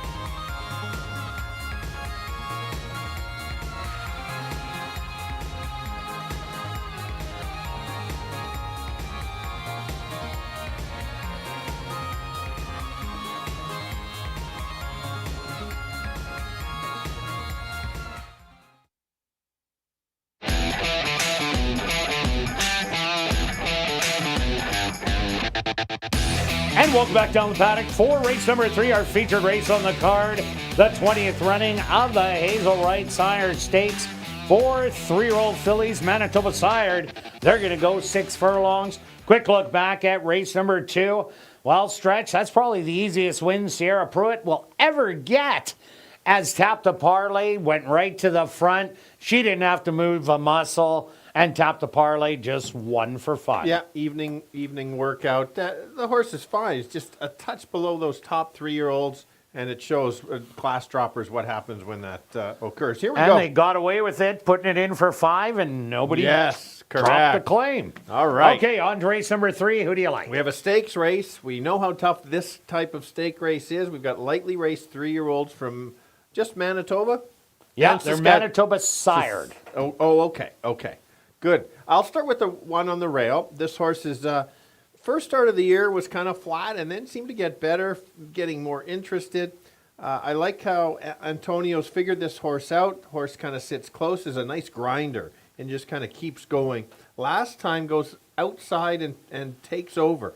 Now they go 6 furlongs and goes inside. As long as breaks average and gets a trip, the horse is going to be tough to beat. I do like your top selection, but the 1 is a must-use. Yeah, I had to go to number 6, Clippity Cop. Clippity Cop, great race first time out. Stalked on the outside, battled, and wore down Brown Light. Last time out, battled early, took control, and then started lugging in down the lane and interfered with Silver Creek Annie. Ended up being disqualified and placed 6 because of it.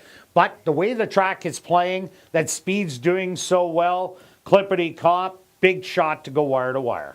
Yeah, let's talk about the 3, Annie. This horse showed some good speed in all starts. 2 back.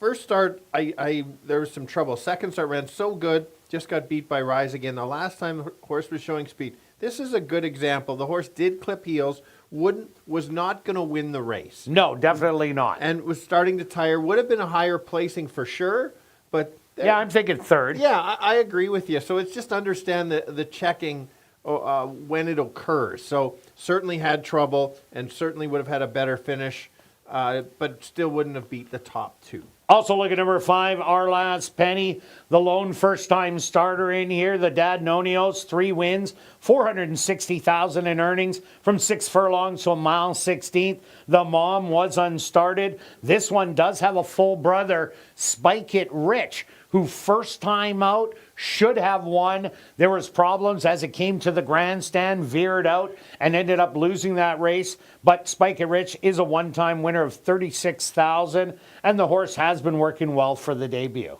Yeah, let's talk about the 2. Only 1 start.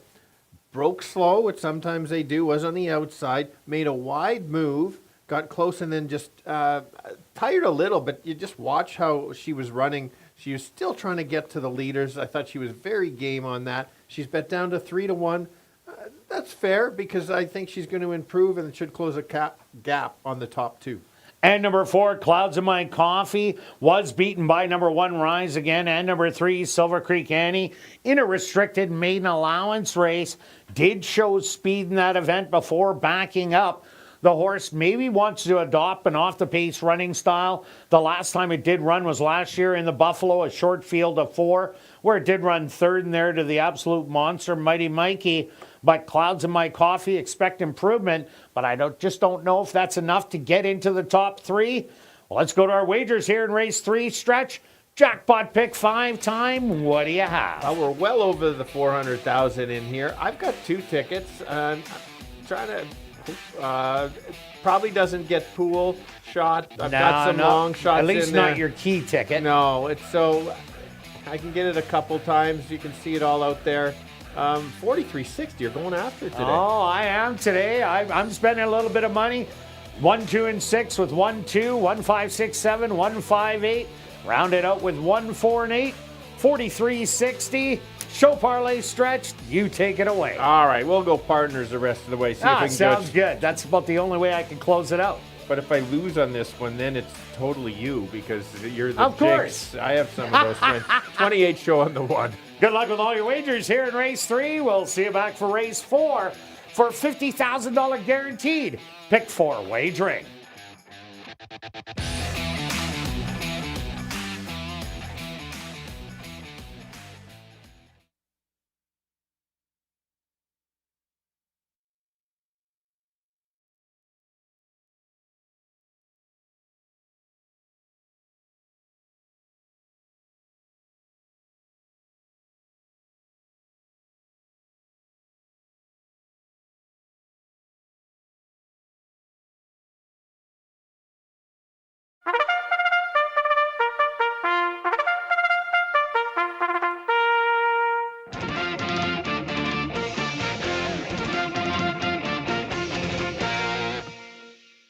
Assiniboia Downs is proud to present our featured race here in race number 3. It's the 20th running of the Hazel Wright Sire Stakes. They're going to go 6 furlongs for $40,000. Number 1 is Rise Again, owned by A2 Thoroughbreds and True North Thoroughbreds, trained by Michael Nault with Antonio Whitehall. Number 2, Emerald Blaze, owned by Arneson Farms, trained by Lise Pruitt, Sierra Pruitt aboard. Number 3, Silver Creek Annie, owned by Gary Naherniak and Leon Howham, trained by Mike Taphorn with Devontae Prescott. Number 4, Clouds in My Coffee, owned by Jay Goy Racing, trained by Tiffany Husbands with Demario Bino. Number 5, Our Last Penny, owned by McLaren Racing, trained by Stephen Gaskin with Christopher Mamdine. Rounding out our field is number 6, Clippity Cop, owned by Scott McKenzie, Madison Leonard, and Mark Samard, trained by Michael Nault with Javanil Patterson. Following the running of the Hazel Wright Sire Stakes, Assiniboia Downs is very pleased to have on hand Wayne King from the CTHS Manitoba to make a presentation to the winning connections. Post time for the Hazel Wright Sire Stakes, approximately 4 minutes away.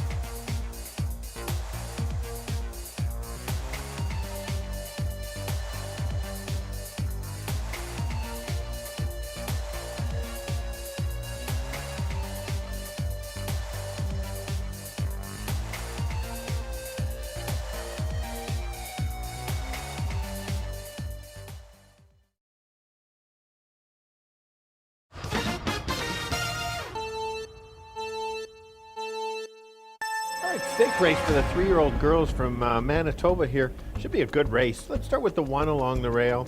Has won 2 in a row. Seems to be getting better and better, and they're getting a little bit longer, and I think that's only going to help her out. Should get a nice trip along the rail, and if the pace comes back, certainly can be the winner. 6 on the outside. Ran a very good race in their first start off the pace last time. Grabbed the lead and kept going. Just got tired at the end. I think this horse is going to carry it a little bit farther. If somebody's going to beat the 1, it's going to be the 6. And the sleeper that's only has 1 start, that's the 2. Needs to get out of the gate, should improve, maybe upset one of them. 1, 6, and 2. Kirt? Yeah, Stretch, I got the same 3, but I put Clippity Cop on the top, has the early speed to go out and control the fractions. Had trouble in the last start, lugging in down the lane. If they did correct that, that means that this horse can definitely go wire to wire. Number 1, Rise Again. Gritty effort on the outside, wearing down Clippity Cop and going on for the win. The same kind of a ride in a stalking role, gives it a big chance. And number 2, Emerald Blaze. What a great start for first time out as the horse rushed up wide and in the end never got beat by much. That was a great experience race. The horse can definitely move forward. So I'm going to give you 6, 1, and 2. Good luck here in race number 3.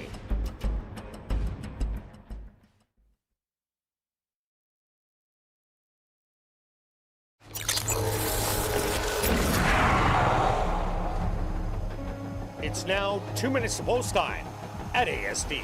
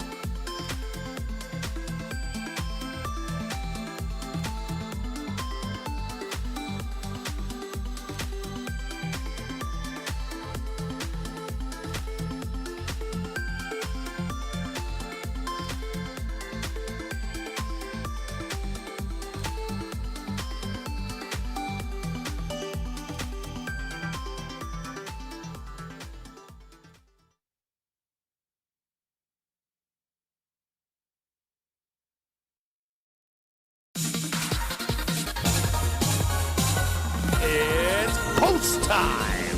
Huh.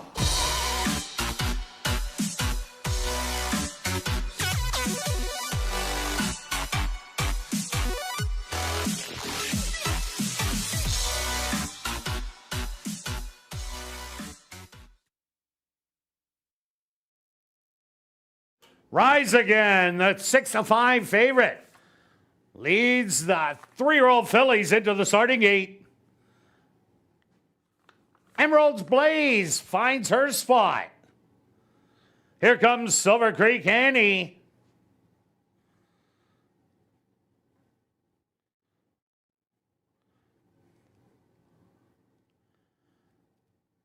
Clouds in My Coffee goes in. Just 2 left to load. The first time starter, Our Last Penny.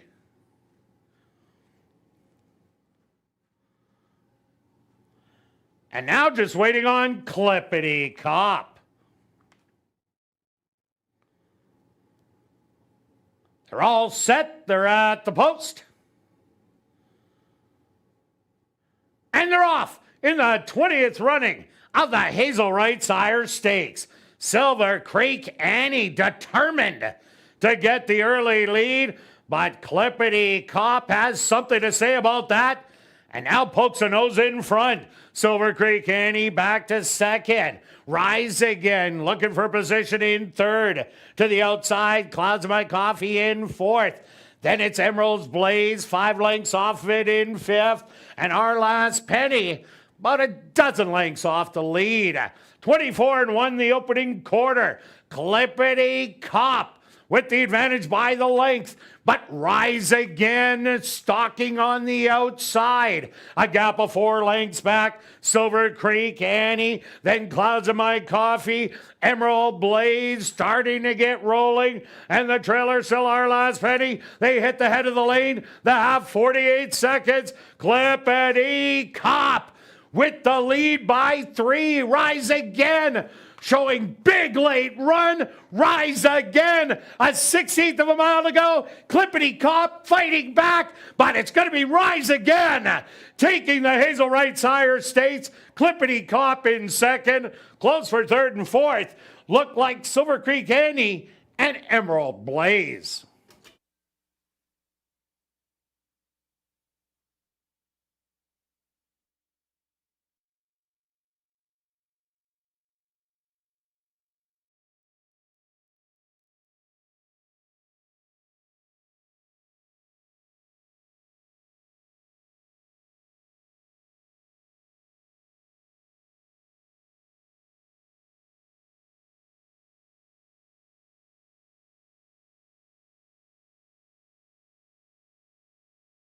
The Stewart's supposed to number 1, Rise Again, as your race winner. Second goes to number 6, Clippity Cop.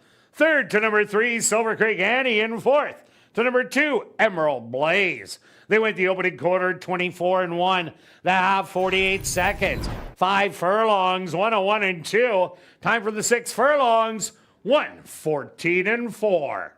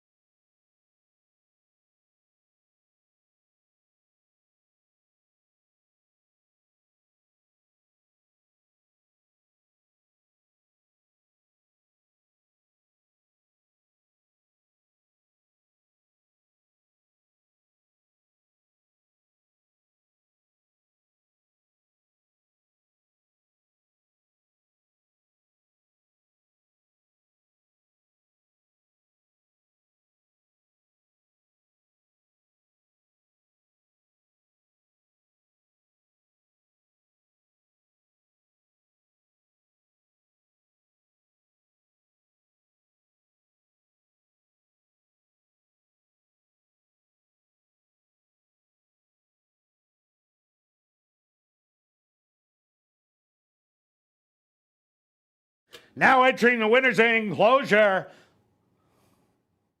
Brittany, you fooled me.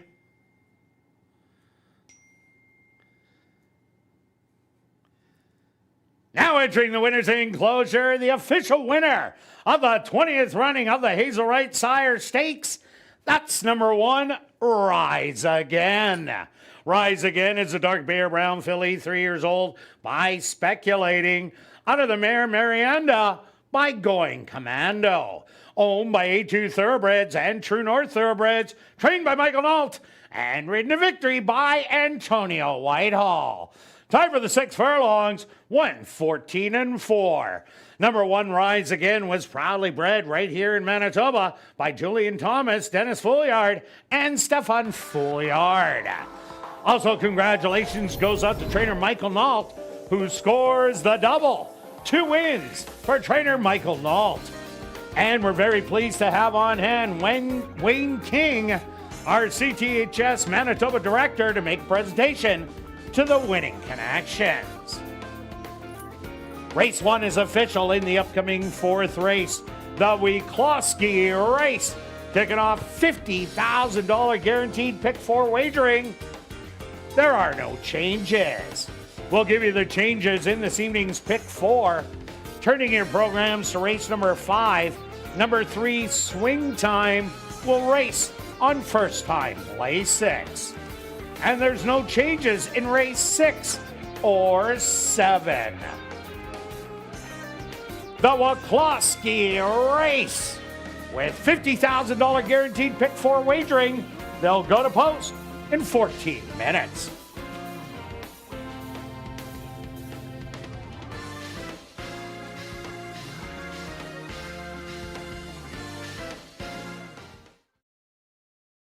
And ladies and gentlemen, we've drawn our VIP Fan of the Night. Congratulations goes out to Joanne Ray. That's Joanne Ray. Congratulations. You're our VIP Fan of the Night. You have 10 minutes to report to guest services on the main floor, South End. And a reminder to get your 50-50 tickets, the jackpot, $750 and growing. You can get those tickets at guest services, the VLT cashier, from the roaming sellers, or just go online at 5050.asdowns.com. The draw is at 10 p.m. tonight, and proceeds do support Final Furlong and the Winners Foundation. Take note that you do not need to be present to win. Check asdowns.com for the winning number. Also a reminder that line dancing will take place one more time on the front tarmac right after race number 4. Girls, you can get an extra ballot for $100 cash draws by getting in on the line dance.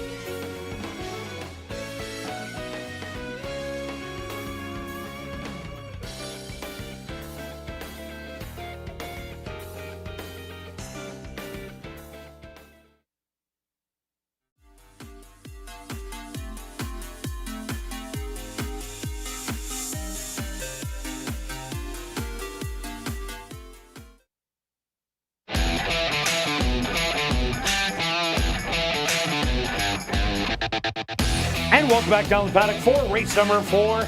Kicking off $50,000 guaranteed pick 4 wagering with a $10,000 claimer for 3-year-olds and up. Battered on 3 lifers. They're going to go 6 furlongs. Quick look back at race number 3.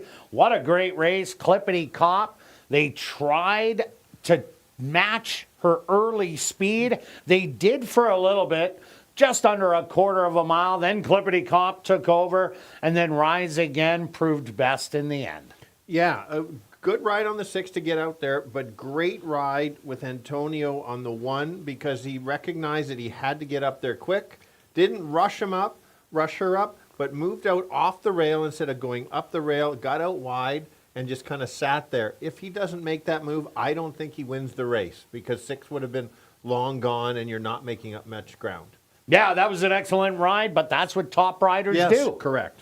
All right, on to race number 4, pick 4 time stretch. Good pick. What about this one? Good pick 4 sequence. My top selections is taking some early money. That's a good sign. This horse was scratched. Kirt made a great point on ASD Live on July 1st against Witt's 10 Touch, but comes back with a really sharp work. So makes me feel a little bit better. And the early money, this horse can't get too far back because we're seeing you got to be close to be there. If can sit within maybe 2 or 3 lengths, can run it down. That class says that this horse is ready to go. A couple good comparisons on the competition with the 2. Run so close to Messi the Great, and wow. And any of those top 3 horses would be 1 to 9 in here. I ended up taking number 1, Witt's 10 Touch. Here's the speed on the inside. Last time out, had to battle early and then just got caught late down the lane by McKenna's Joy. If they let Witt's 10 Touch open up 3 or 4 lengths early and start coasting, this is a horse that could go wire to wire. Yeah, so let's talk about the 3. Now, if you saw ASD Live, there was a story about Professor Plum in the study with the rope. But I didn't think it was him. I thought it was Miss Scarlet. But why I do like the 3, this horse closed ground. Now, too far back last time, you're not going to win that far back. But that was a speed-favoring track, and the horse still made up a lot of ground. If this horse can sit a little bit closer, certainly can get a piece. I don't know if it can beat the top 2, but certainly run right there. And I hope Colonel Mustard runs every week because there's lots of characters with rooms and everything. Oh, boy, really looking forward to that stretch. And they added blinkers last time on and used to use them back at Woodbine. Also, look at number 5, JL Copper. Here's the one with tactical speed also. Tried to bang it out 2 outs ago and lost by 3/4 of a length last time out. Had to stalk as Witt's 10 Touch. Had horse Brinson on the outside. They were battling, stalked, but was unable to go by. JL Copper will be prominent early and could stick around for top 3. Yeah, especially how the track is playing, that they could kind of run around the track. You look at the second race with Tap the Parlay. Yeah. The other speed chased and around. short speech. Correct, exactly right. Let's look at the 4. Another deep closer here. Can't be that far back. It's got to be sit closer. Even efforts. I know this horse had the back class of the allowance level and ran some better races last year. I know the horse can run. Is going to need a pace battle. And if let's say 1, 2, and 5 knock heads, this is the horse that could light up the board. And is an on 2 going against an on 3s. Now one of the 2 girls in the field, number 6, Catch the Dream. She can sit relatively close to the pace. Usually opts to go further off it. I think we'll be off it today as there is some really good early speed from the 1, 2, and 5 in here. They are taking the blinkers off. They tried it last time out. That's why the bad race. But it was at the allowance level, dropping back down. Maybe the blinkers off will be the key. Yeah, let's look at the 7 quickly here. Showed a first race out in the allowance, ran a nice second, very good race. Last 2, especially the last one, throw it out, something went wrong. They have a workout coming in. I like that. Now drops where she belongs at this level. She could be in there because I know she's got the figures last year. She's just a matter if she still wants to run. All right, let's go to our wagers here in race 4 stretch. Pick 4 time. What do you have? I've got 1, 2 tickets. There we go. No, 1 ticket. I thought I had another ticket, but I guess I don't. Let's leave it at that. I guess Kim cut me off on that anyway. 2 with a bunch with the 1. And myself, I'm going 2 tickets. I'm going a little cheap one with $18. I'm going to take a couple keys in there, and then I'm going to take the big favorite with the 1, and I'm going to round it out with some more in the back end. That's a more expensive for $54. Stretch show parlay. What do you have? Yep, our partnership continues. All right. 30 show on the 2. All right, good luck with all your wagers here in race 4. We'll see you back for race 5.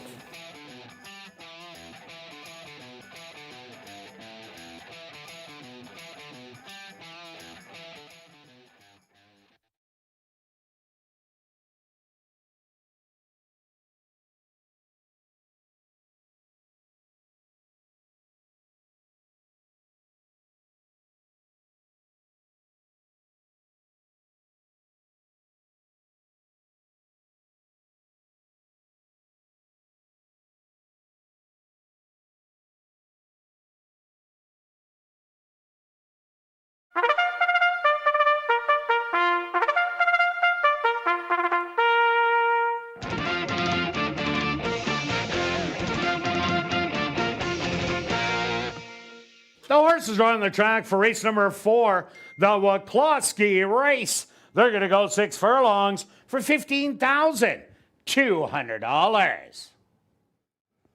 Number 1 is Witt's 10 Touch, owned by Henry Witt Jr., trained by Jerry Gorno, with Sheldon Chickeness.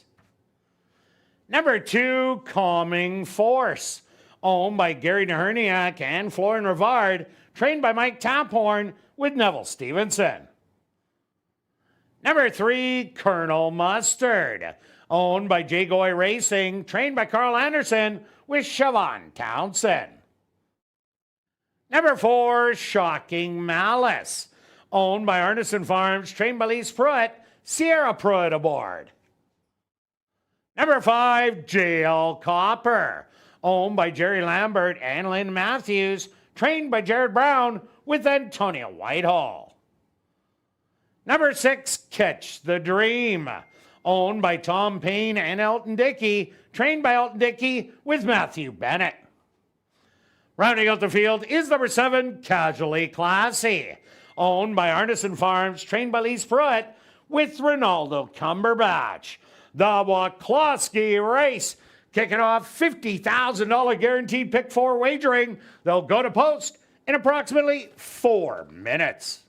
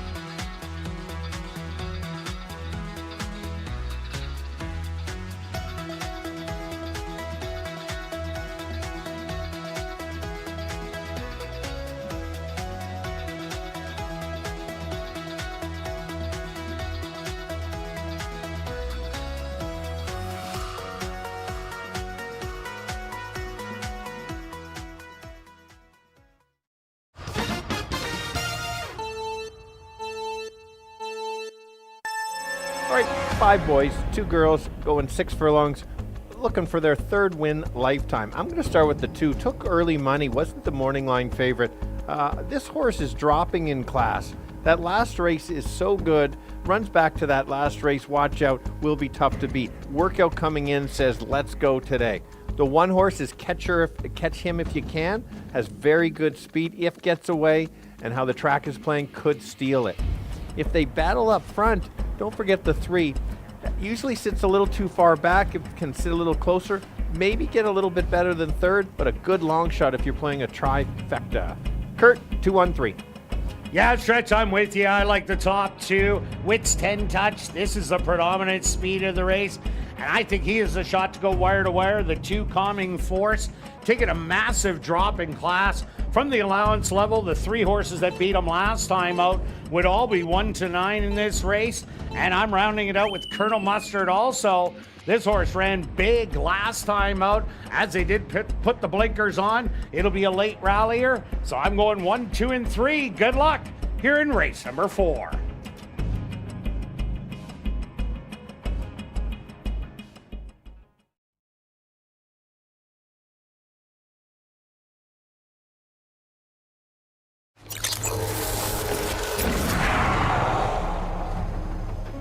It's now 2 minutes to post time at ASD.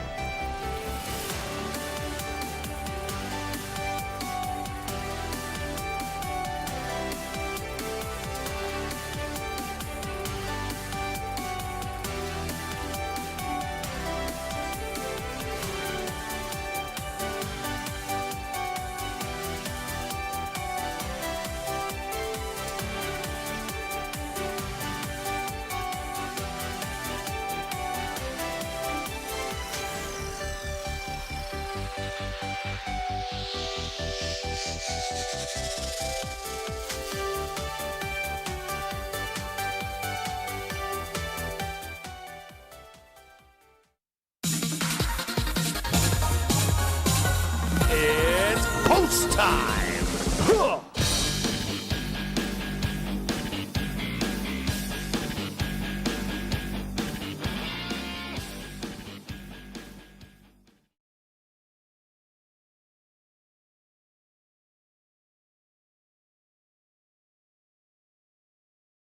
Witt's 10 touch. The first to step into the starting gate.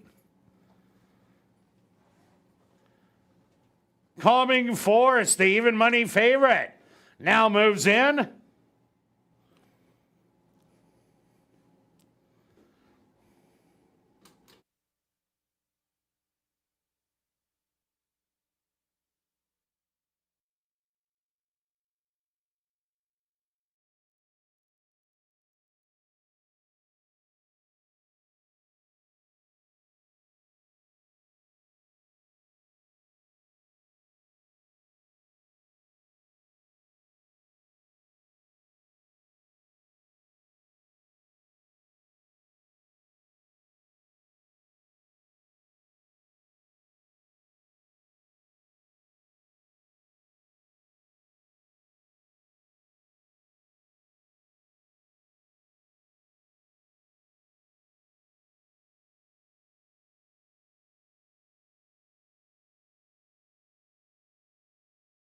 Colonel Mustard now set to go in. Here comes Shocking Malice.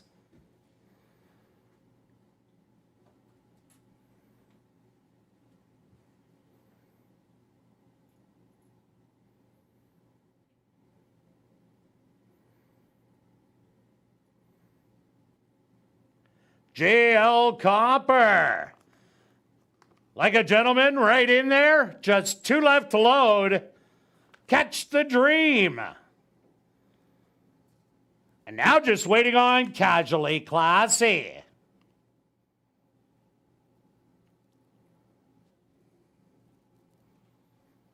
The field is set. They're at the post.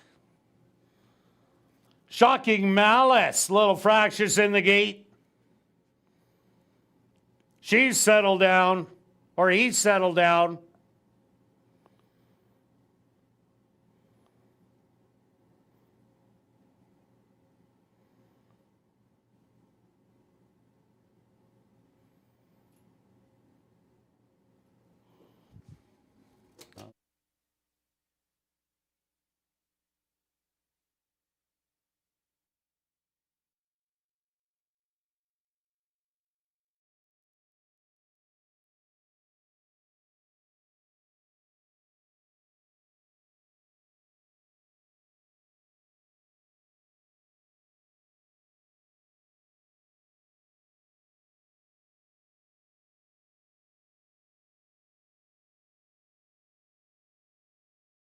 Looks like the starter is fixing a little equipment through the gate on number 4, Shocking Malice.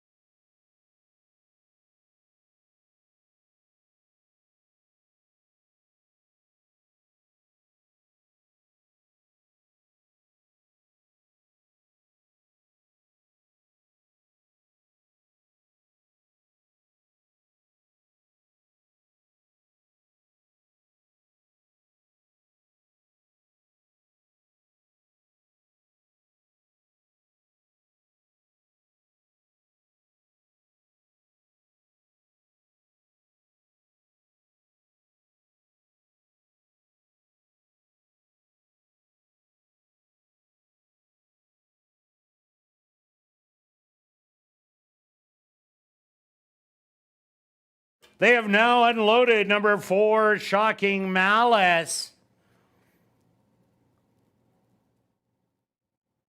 as they're trying to fix some equipment.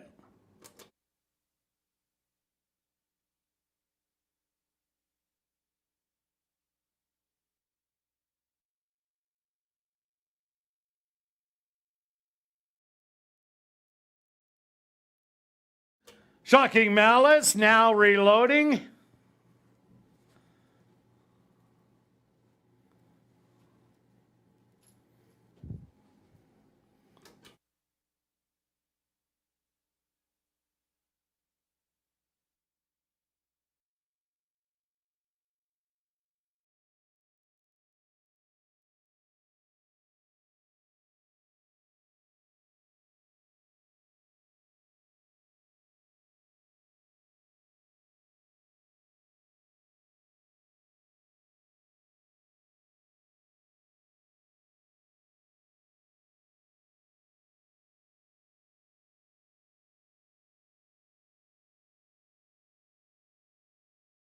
Shocking Malice back in. They're at the post. And they're off.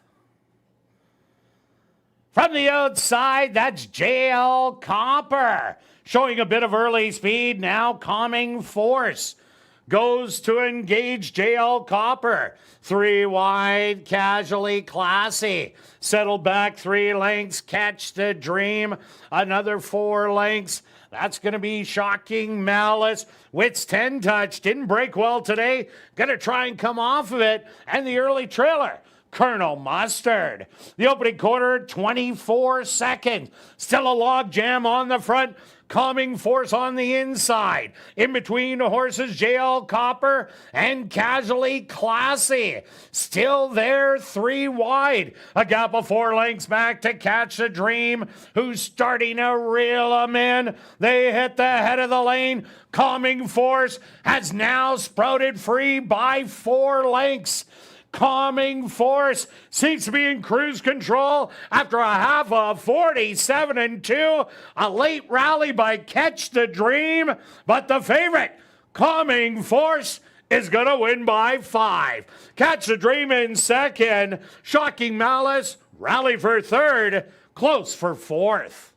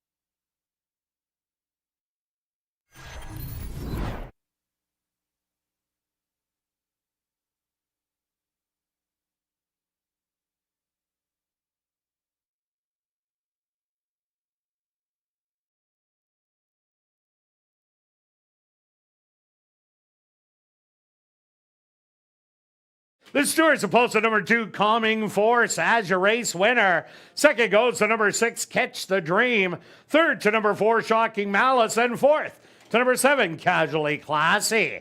They went the opening quarter, 24 seconds. The half, 47-2. 5 furlongs, 1 minute and 4 fifths. Time for the 6 furlongs, 1:13.4.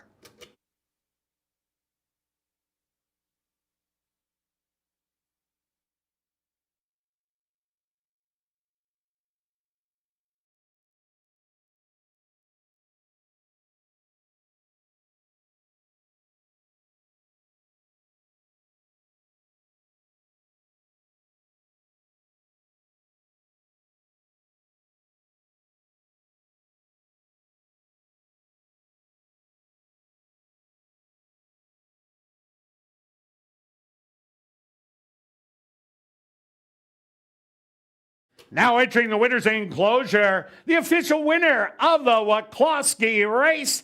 That's number 2, Calming Force.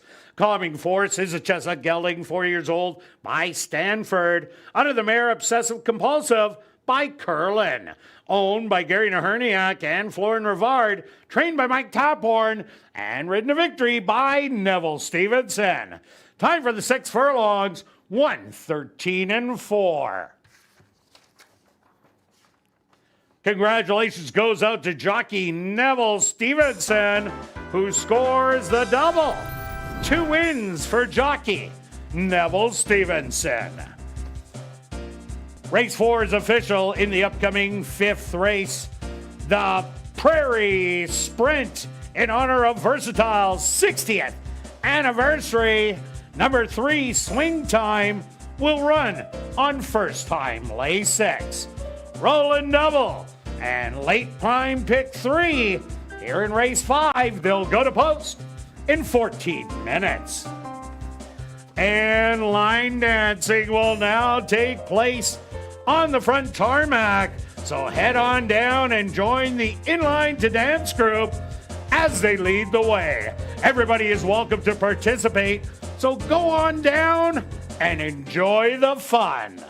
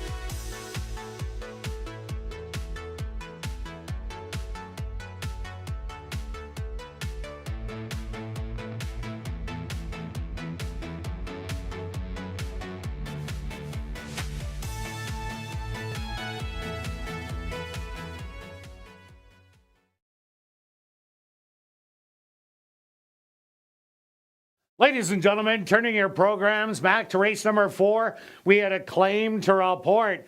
Claim for $10,000 was your race winner number 2, Calming Force.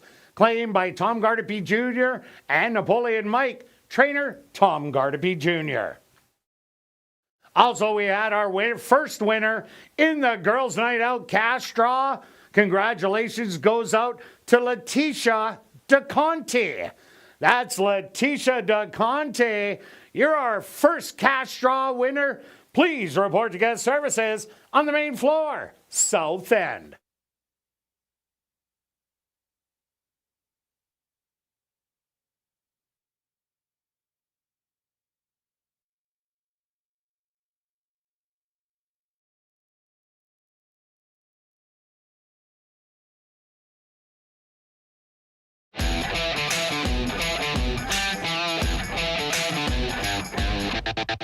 And welcome back down paddock 4, race number 5. We have an allowance race, 4 3-and-up maidens. They're going to go 6 furlongs. Number 3, Swing Time, will run on first-time Lasix. Quick look back at race number 4. Well, didn't shape out the way I thought as Wits 10 Touch. Didn't get a solid break out of the gate, but Calming Force did. Battled early, and then was just much the best in the end. Yeah, and what you can kind of look at, if you look at Calming Force fractions that it was in against the tougher, it was within 4 lengths, and they were going 23.46, and the other ones are usually going 47 and change, so it's deceiving. I agree. I didn't think the horse would be on the lead, but Neville just realized, let's go. That's the right track, and it was the right ride. Okay, wide open. We've got oh, baby, this 5. is a nice one. We've got 5 up there of the 8. And that's what I think this race is, wide open. I'm going to start with the 1 along the rail, Julia. This horse had 1 start this year, started on the post 1, didn't get out very well, then finished with run. I liked how this horse finished, now gets a workout. Kirt made a very good point, stuck on the rail again. I'm hoping breaks a little bit and kind of gets better position. But it's a lightly raced horse. I think there's room for improvement. So I had to use this. I'll take 8-1 for sure. Yeah, I ended up going to number 7, Red Dirt Alley. Yeah, jumping up to the allowance level, but this was the perfect time to do it, as this isn't a real strong field. This horse can show speed, did in the first outing after it arrived from Texas, Lone Star. Last time out, did the Z pattern, showed speed, fell back, came back on, and that wasn't an easy $10,000 maiden race where the first place finisher came from Tampa, second one was an allowance dropper, and Sergeant Filco came off a narrow defeat in its previous start. So lots to like, and Neville Stevenson looking for the hat trick. Yeah, let's take a look at the 4. This horse has had back-to-back even efforts at this level. Nothing flashy. It's just it's one of these type of races. I think the other races that he was in were maybe a little bit tougher. Antonio's on fire lately, winning a bunch of races, putting his horses in good spots to win. So I'm going to take it. It's that wide open of a race. No strong opinions on any of the horses in here because it's that tough. And number 6, Cortex, was showing good speed, started falling back, and then had to check hard just after the 3/8 pole. Did get beat by almost 10 lengths in the end, but I thought would have been a little bit closer and came out of a very tough maiden allowance race. Is taking a bit of money right now at 5-1. Yeah, it was a good pick, and watching the replays are so important. Let's take a look at the 5. We both have the 5 is currently a long shot of the board. That's great. Can we take 12-1 on this one? Yeah, I'd love 12-1. For sure. This horse again had some trouble, made some moves in there. I think this horse is going to improve. I really like the middle move. I felt that the horse needed one, and just kind of at the end ran out of gas. So this is all the more reason to improve. Work out since. I think the horse is going to be that much better. That could light up the board at 12-1. And number 8, I'm a Sweet Potato Pie, the first-time starter. The Dad, Day of Destiny, 5 wins, $130,000 in earnings from 6.5 furlongs to a mile. The Mom, I'm a Danger, 9 wins, $80,000 in earnings. This is the first full, so not much to go on. But on June 16th, a good gate work, 102-4. Yeah, let's look at the 2. One of the horses is the horse with the most starts. Last time you see that the horse lost by 13 but did finish 3rd. That was a very quick time for that race. It was over a second faster than the other maiden claimer that day. So you make that much better. Was in the special weight the time before. Might get that rail trip and maybe grab a 4th or 5th in here. And number 3, Swing Time. Great race first time out in a compact field of 4. Last time didn't fare so well, but Sierra Pruitt was on first time. She hops back on and does get first time Lasix. Maybe making an interesting play at 5-1. Stretch, let's go to our wagers here in race 5. What do you have? Just an exactor box this time. I sometimes like to look at that, and you've got an exactor. Except mine is $30. You're this confident in this race. That's bold. I like this one. All right. Okay. Mine's only $3 exactor box is 18 because I don't know where Kirt found this extra money. Well, you know, I had a check lying around. Yeah, very good. So if you want to bet either box, they're only $1 boxes for $6. He's doing a $3 one for 18.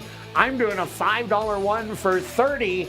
And show parlay? Yes, I'm rolling along. I like your analysis on the 7.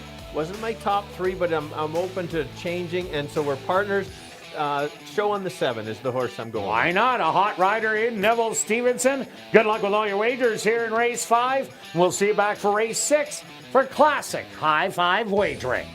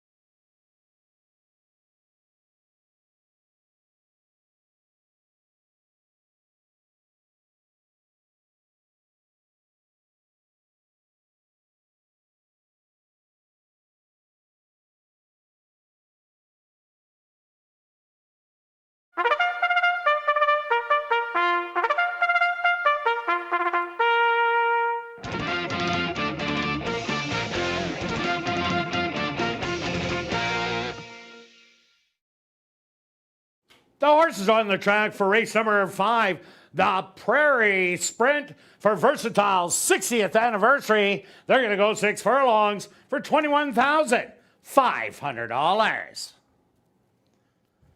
Number 1 is Canadian Lights, owned by Dark Cloud Racing, trained by Judy Hunter with Rashad Knights. Number 2, Pleasant Time, owned and trained by Steve Thompson with Roger Hewitt. Number 3 is Swing Time, owned by Dark Cloud Racing, trained by Judy Hunter with Sierra Pruitt. Number 4, Charlie's Prize, owned by Chase Stable and Charlie Stable, trained by Charlene Miller with Antonio Whitehall. Number 5 is Ralph's Gift, owned and trained by Elton Dickey with Kieran Calawan. Number 6, Cortex, owned by Rivers North Racing, trained by Terry Newber with Demario Bino. Number 7 is Red Dirt Alley, owned by Henry Witt Jr., trained by Jerry Gorno with Neville Stevenson. Rounding out the field is number 8, I'm a Sweet Potato Pie, owned by Kevin Sousa, trained by Judy Hunter with Siobhan Townsend. The Prairie Sprint Race, here in race 5, they'll go to post in approximately 4 minutes.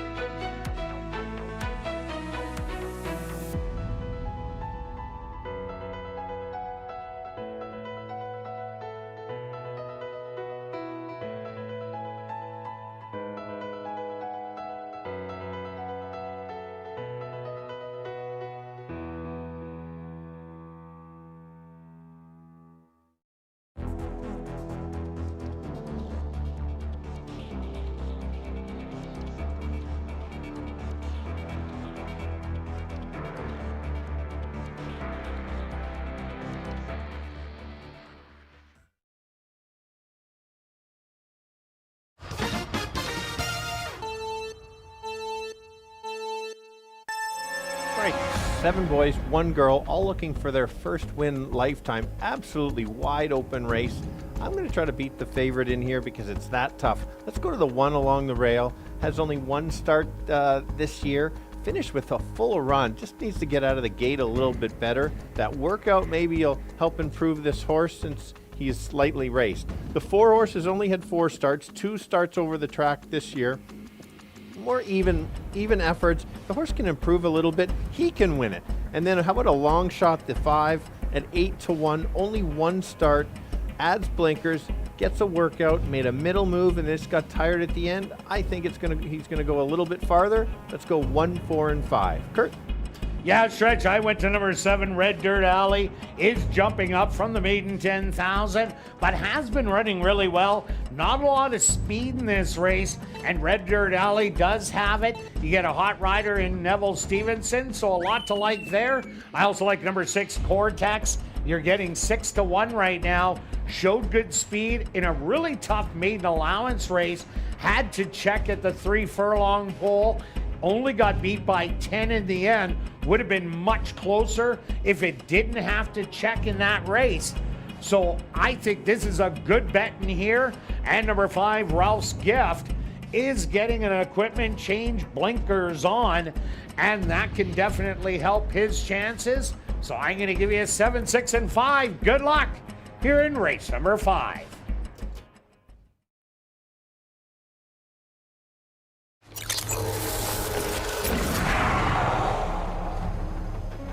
It's now 2 minutes to post time at ASD.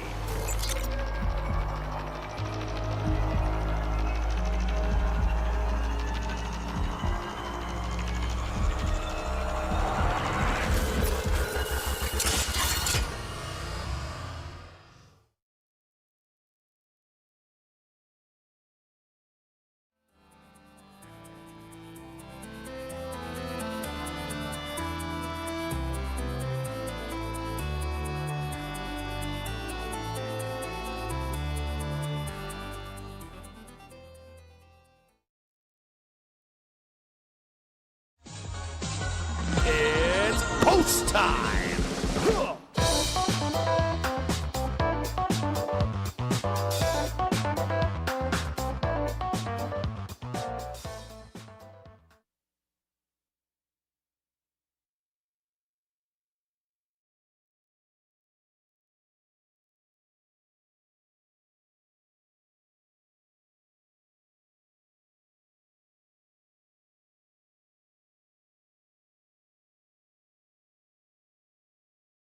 Canadian Lights, the first one into the starting gate.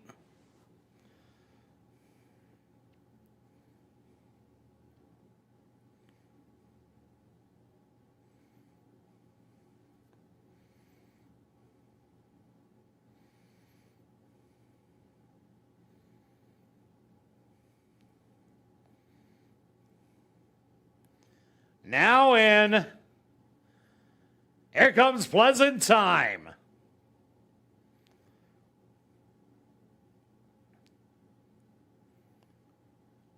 Swing Time's gonna be next.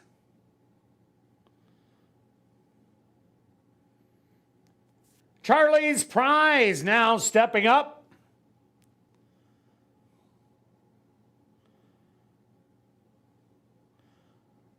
Charlie's Prize now the co-favorite at 5-2. Ralph's Gift goes in. Next up, Cortex. Just 2 left to load. Red Dirt Alley, the other 5-2 co-favorite.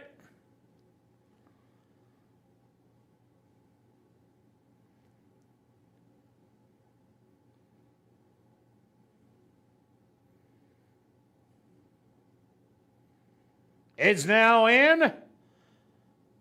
And now just waiting on the first time starter. I'm a Sweet Potato Pie.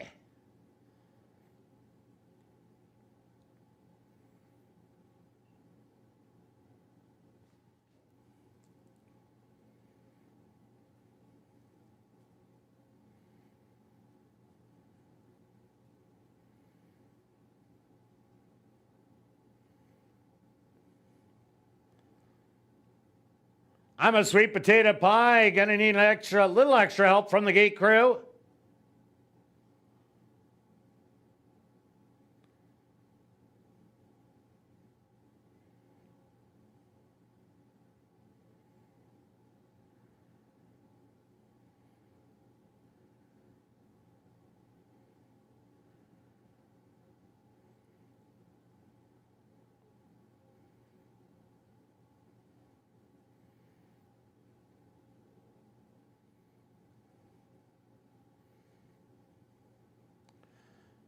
Looks like all the jockeys are sending encouragement.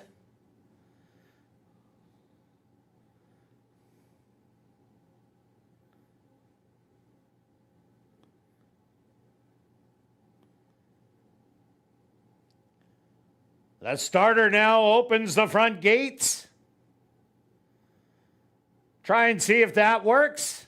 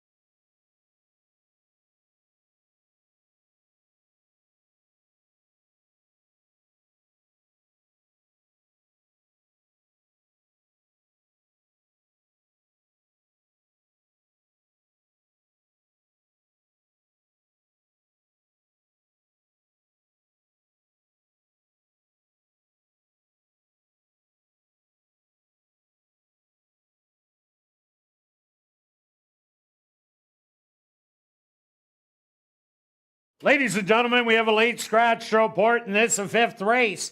Scratch number 8, I'm a sweet potato pie. Once again, a late scratch here in the fifth race. Scratch number 8, I'm a sweet potato pie. If you wagered on number 8, I'm a sweet potato pie, there will be a complete refund. If you use number 8, I'm a sweet potato pie, in your pick 3s, pick 4s, or pick 5s, the favorite at post time will be substituted. A late scratch here in the fifth. Scratch the 8. I'm a sweet potato pie. Horses are still loaded.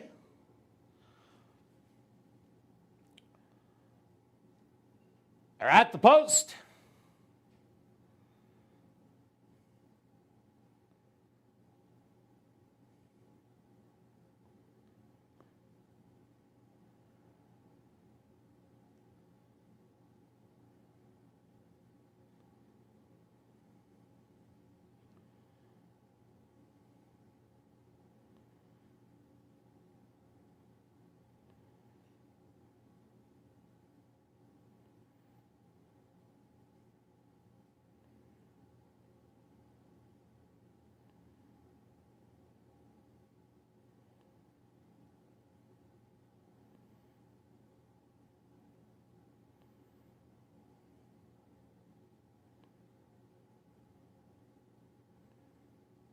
Number 1, Canadian Lights, looks a little unsettled.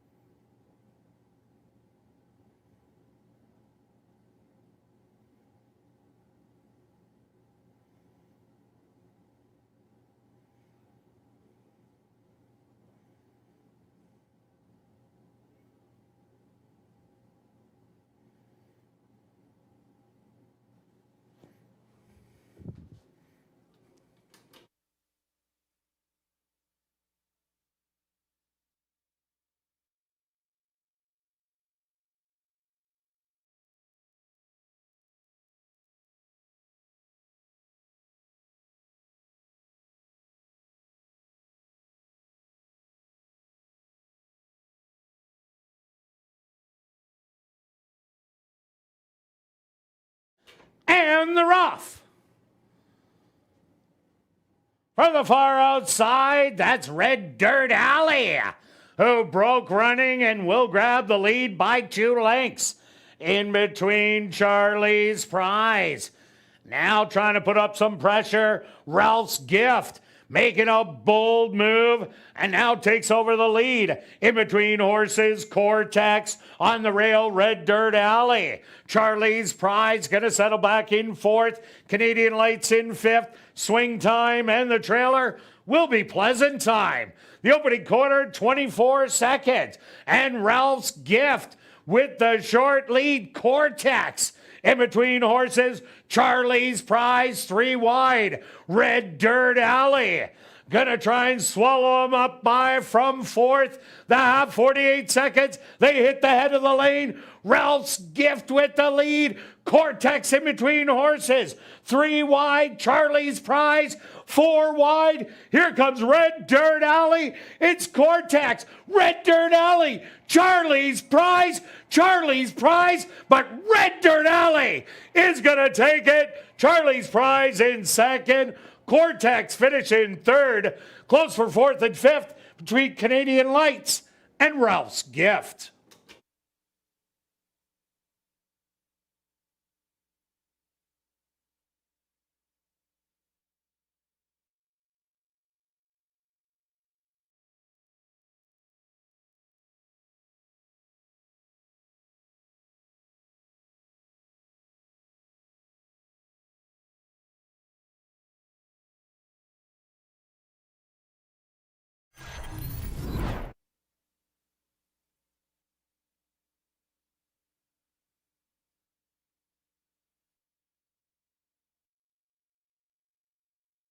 The stewards are posted number 7, Red Dirt Alley. As your race winner, 2nd goes to number 4, Charlie's Prize. 3rd to number 6, Cortex. And 4th to number 1, Canadian Lights. They went the opening quarter, 24 seconds. The half, 48 seconds. 5 furlongs, 101 and 2. Time for the 6 furlongs, 114 and 4.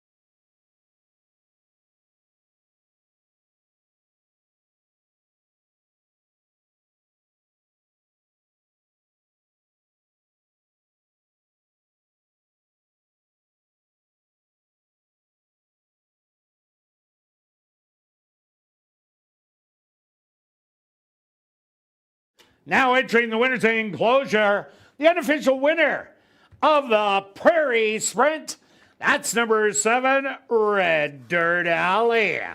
Red Dirt Alley is a chestnut gelding, 3 years old, by American Dubai, out of the mare Silver Dollar Dame by Silver City. Owned by Henry Witt Jr., trained by Jerry Gorno, and ridden to victory by unofficial victory by Neville Stevenson. Time for the 6 furlongs, 114 and 4. Ladies and gentlemen, we have a rider's objection here in race number 5. Sierra Pruitt aboard number 3, Swing Time, has claimed interference against number 4, Charlie's Prize, and jockey Antonio Whitehall. Rider's objection, 3 on 4.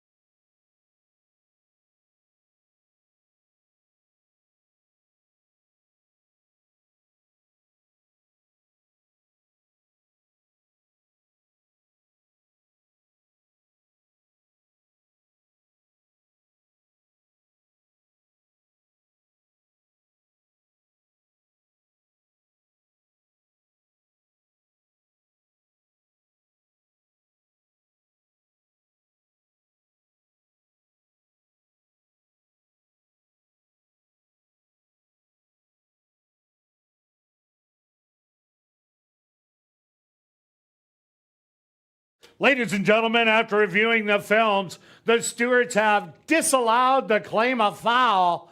7, 4, 6, and 1 will become official.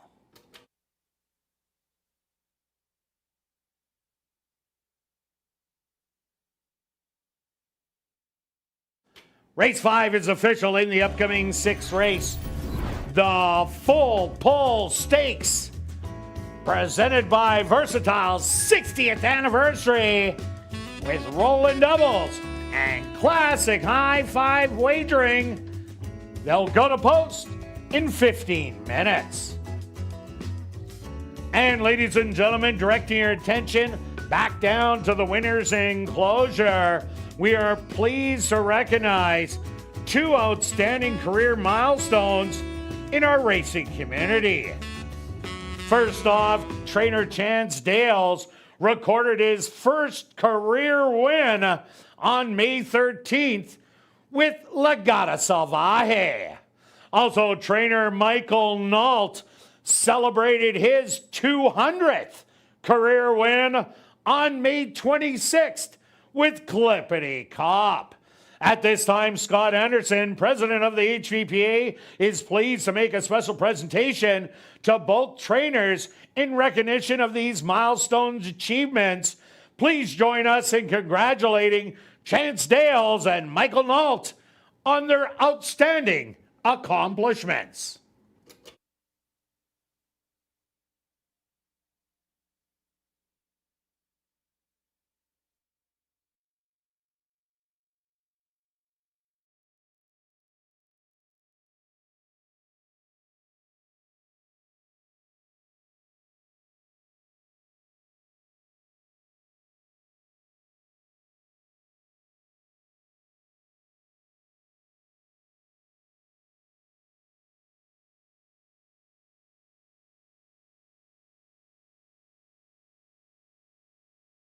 And we've drawn our lucky long shot winner. Congratulations goes out to Bruce Howe. That's Bruce Howe. Congratulations. You're our lucky long shot winner. You have 10 minutes to report to guest services on the main floor, South End.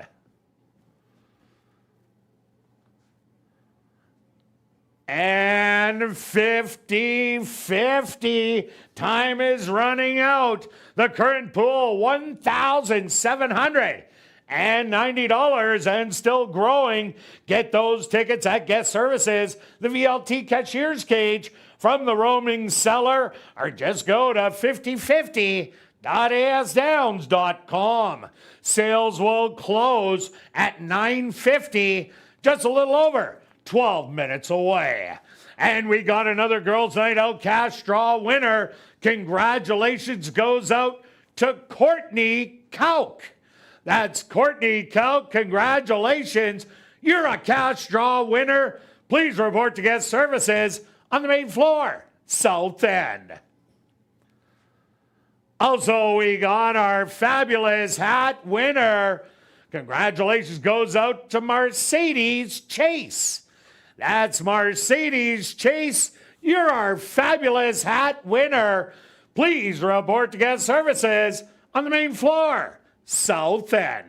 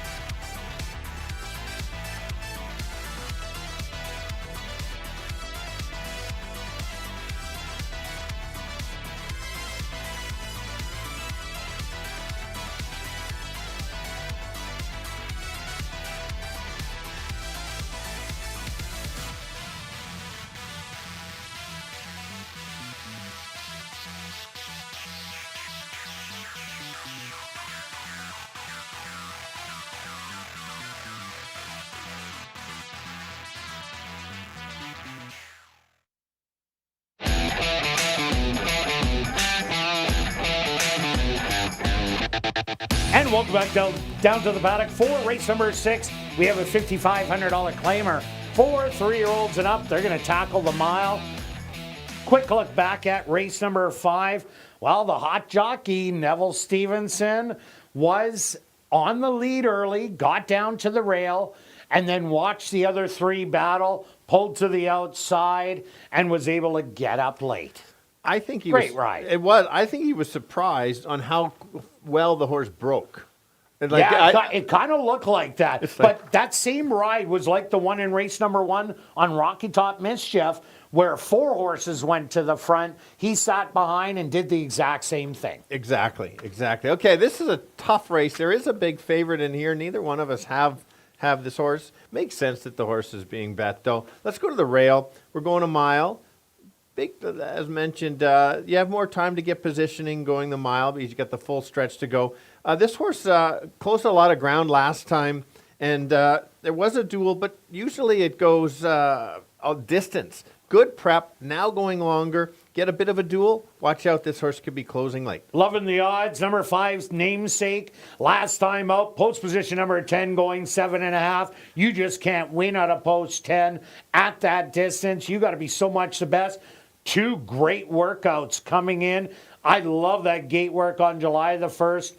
Watch a reversal of the way it ran. Yeah, let's take a look at the 8. Key drop in class from 7,500 to 5,500. Might not look great, the finishing, but the figures are there. This horse runs evenly all the time, and that might be enough to get the job done. 7-1. Number 7, Dangerous Game, went wire to wire. Inter Paradise likes to go around a ground, gets it today, but there's a lot of other speed in here. Yeah, the 6 can come off the pace, is trying longer, hit and miss on the results, hasn't been in the money going a mile, so we're going to see if the horse can handle it. The numbers are very good, look good in both. Kind of surprised me last time getting over $10, $12.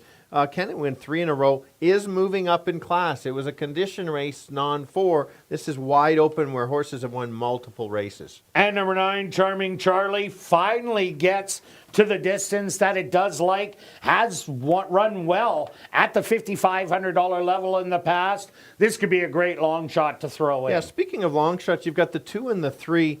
The 3 is your speed horse. If this horse can get close, certainly can be there. The 2 was running a little bit better. A couple starts ago going 7.5. Last 2 not so much, but maybe can turn it around and get back on track because there are some good races. 11 of 19 at the distance. And the 4, Conspiracy Theorist, has been begging for a distance. Well, it's going to get it today, but unfortunately this non-3 lifer goes against the open horses. I'm going to wait for this horse to go back against non-3s. Let's go to our wagers here in race 6 stretch. What do you have? I have a place bet on the 1. I think somebody might get away, but look at it. 6-1, I'm going to get a really good place price. All right, and I'm going after the late daily double. I'm going to go 1, 5, and 8 with 1. $1 is $3. I'm going 10 for 30. And stretch, show parlay. Still going. Got a little bit more on this one. 40. I have place on the 1. Let's go on the show. 43, show 1. Good luck with all your wagers here in race 6. We'll see you back for race 7.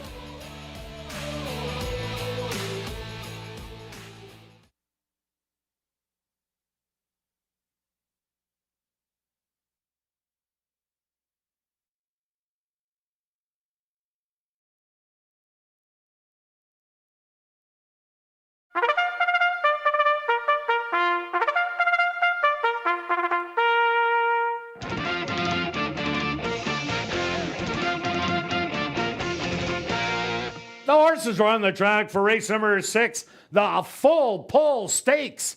They're going to go 1 mile for $13,200. Number 1 is Shemayim, owned by Cattlemen's Club Stable, trained by Will Taranjo with Rashad Knights. Number 2, Sarah's Vision, owned by KCW Stables, trained by Andre Ellis with Siobhan Townsend. Number 3, Let's Have One More, owned by Lee Delaron, trained by Jerry Gorno with Neville Stevenson. Number 4, Conspiracy Theorist, owned by Windancer Stable and Norm Suderman, trained by Wendy Anderson with Demario Bino. Number 5 is Namesake, owned by Jamie Graham, Dialed In Racing Stable, and Highland Investment Group, trained by Craig Smith with Dario Dalrymple. Number 6 is Flying Tex, owned by Henry Witt Jr., trained by Jerry Gorno with Ronaldo Cumberbatch. Number 7, Dangerous Game, owned by Murray Clear Sky, trained by Sherry Lang with Arthur Badu. Number 8, Wrong Direction, owned by Kenneth Lee Gardapi, trained by Tom Gardapi Jr. with Tyrone Nelson. Rounding out the field is number 9, Charming Charlie, owned by Richard Fiddler, trained by Jerry Gorno with Devontae Prescott. The full pull stakes with classic high five wagering. They'll go to post in approximately 4 minutes.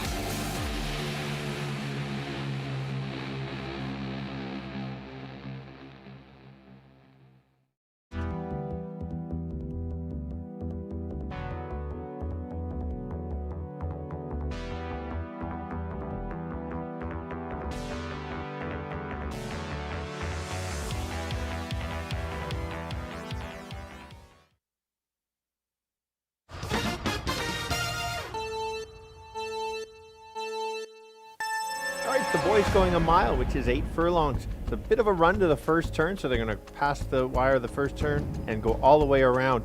Let's take a look at the 1. Getting 5 to 1. I like the value there. Should be able to save some ground, sit back. There is some pace to run at. If it gets a nice trip, could get you a nice score. Now up to 6 to 1. The 5 horse, terrible last race, but has a big excuse. Was way out in the parking lot in post 10, made a move wide, gave up lots of ground, and this ran out of gas. Now comes back second start with a couple works, can sit close, can be on the lead. That's where you want to be. And the 8 won't be on the lead, probably sit mid-pack, just an even race. Could pick up the pieces to be in the top 3, 1, 5, and 8. Kirt. Yeah, Stretch, I'm looking for a closer in here also. I think there's a lot of speed. The 1, Shemayim, doesn't like sprinting and ran so huge last time out. Now gets a preferred distance from a 25% win clip barn. So definitely this is a good play at 5 to 1. Number 5, Namesake, taking all sorts of money at 7 to 2. Brutal post position last time out. Now gets a better one. And what a shiny work on July the 1st. Out of the gate in 101. And number 8, Wrong Direction. Another one that could stalk and pounce. And you're getting 7 to 1 on the board. So I'm going to give you 1, 5, and 8. Good luck here in race number 6.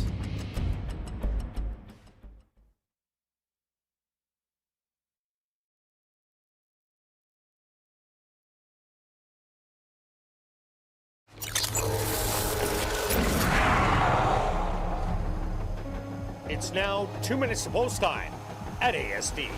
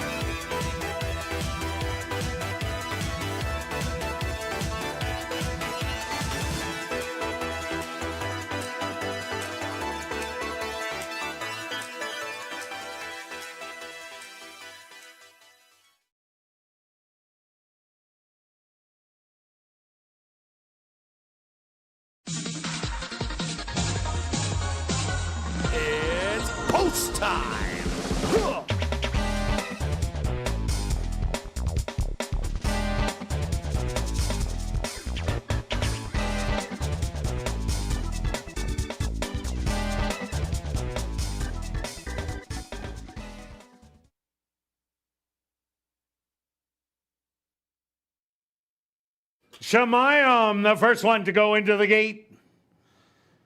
Sarah's Vision walks up and in. Let's have one more. Finds his spot. Next up, Conspiracy Theorist.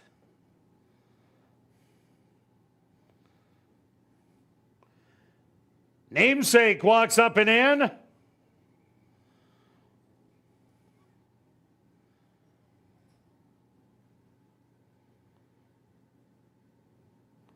Here comes a 2-1 favorite. Flying Tex, now at 9-5.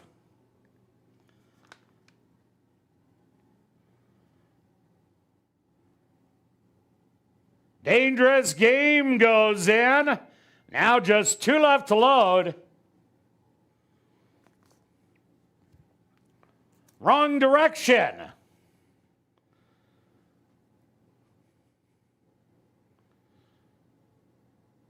And now just waiting on Charming Charlie.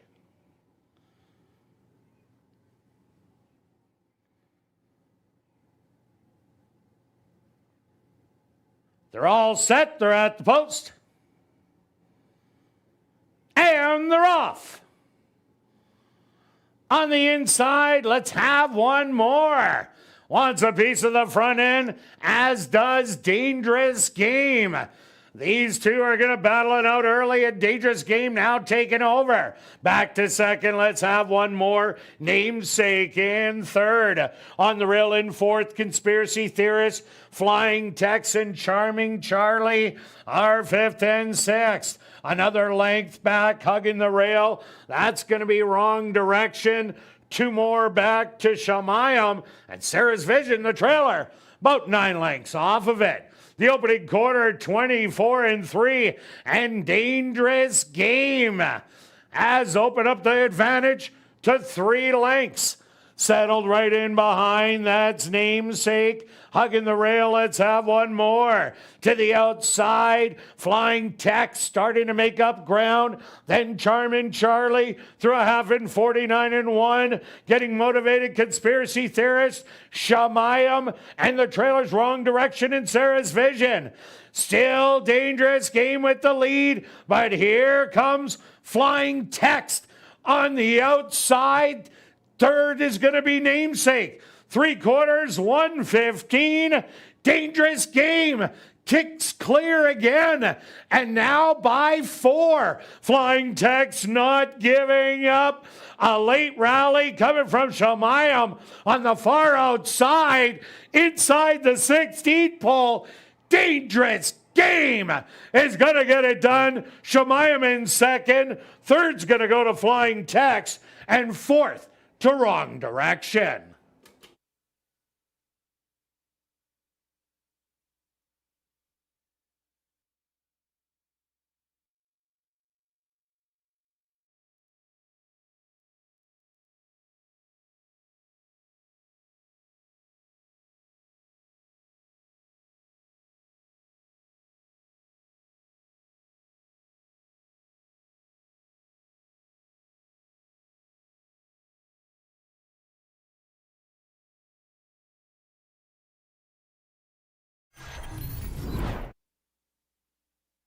The Stewarts of postal number 7, Dangerous Game, as your race winner. Second goes to number 1, Shemayim. Third to number 6, Flying Tex. Fourth to number 8, Wrong Direction. And fifth to number 2, Sarah's Vision. They went the opening quarter 24-3, the half 49-1.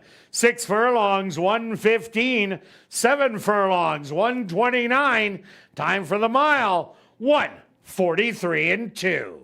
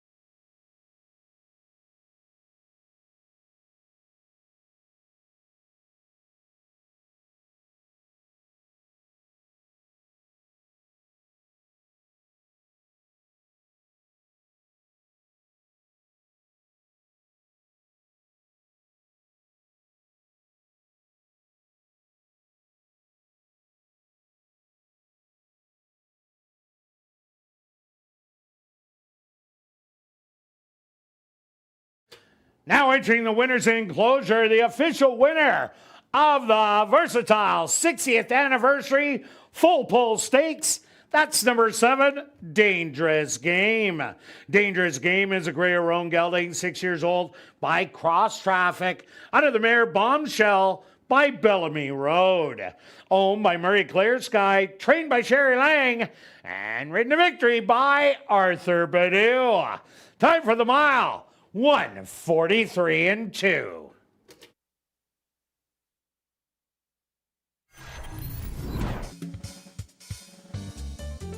Race 6 is official in the upcoming 7th race. The Iron Horse Stakes. Number 5, Rick Stancer, correct the weight to 120 pounds. Classic high 5 wagering. They'll go to post in 14 minutes.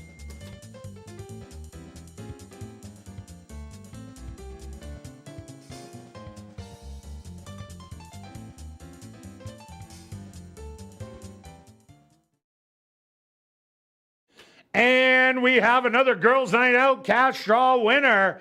Congratulations goes out to Sandra Pyle. That's Sandra Pyle. Congratulations. You're another cash draw winner. Please report to guest services on the main floor, South End.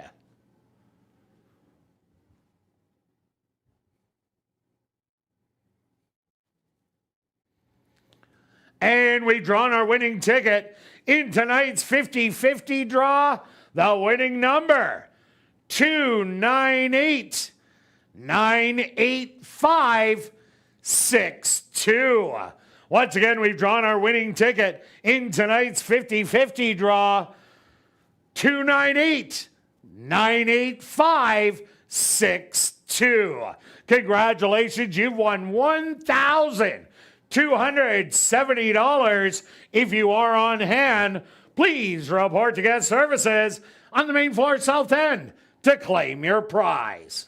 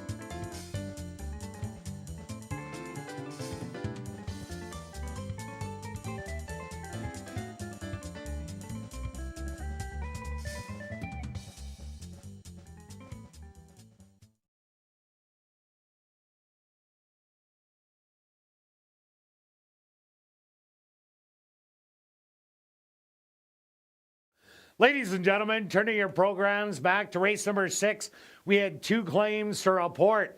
First off, claim for $5,500 was number 4, Conspiracy Theorist, claimed by Keith Peterson, owner-trainer. Also claimed for $5,500 was number 6, Flying Tex, claimed by Mike Taphorn, owner-trainer.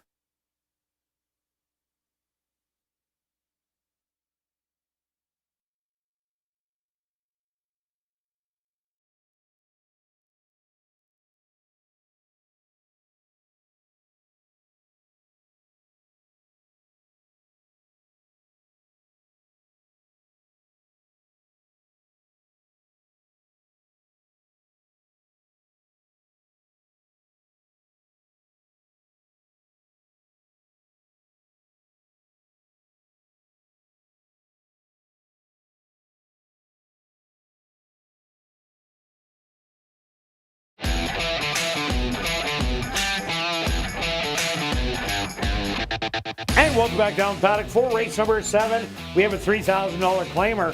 3-year-olds and up that are non-winners of the year. They're going to go 7 furlongs. Quick look back at race number 6. Arthur Badu. Dangerous game. I thought there was a lot of speed in here, but Arthur said, nah, I'm the speed. And we said speed was dangerous this week when it got loose.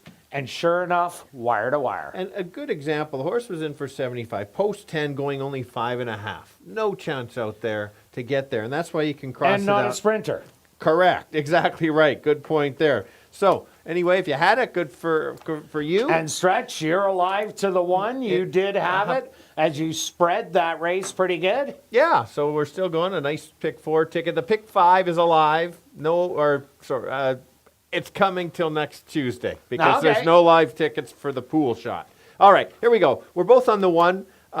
Rail speed on the 1 going 7 furlongs. Always a pretty good angle. This horse, great race last time. I mentioned on ASD Live, the fastest time for the figures for the non-winners of the year. In form is actually a 55 claimer, as Kirt mentioned last time, and he liked it. I did like this one last time. Just ran so good. Just a matter of coming back in 7-8 days. We'll see if the horse can handle the quick turnaround. And lost to a repeat winner in the race before.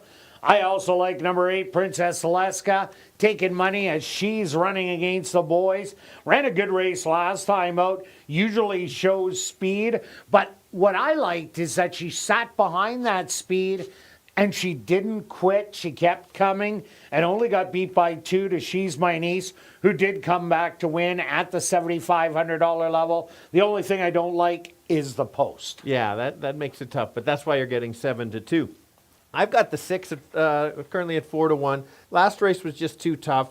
This horse belongs at this level, maybe even a little bit higher. Look at the Delta Downs races going 1 mile and 7.5. Very competitive. 3 of 8 in the money at the distance. I think this horse can get a nice position and try to finish up strong. Also look at number 4, Poderoso Key. This horse won't be anywhere near the lead. Likes to sit at the back of the pack on the rail and make a big late kick. Oregon County got the lead and just ran off on him last time out.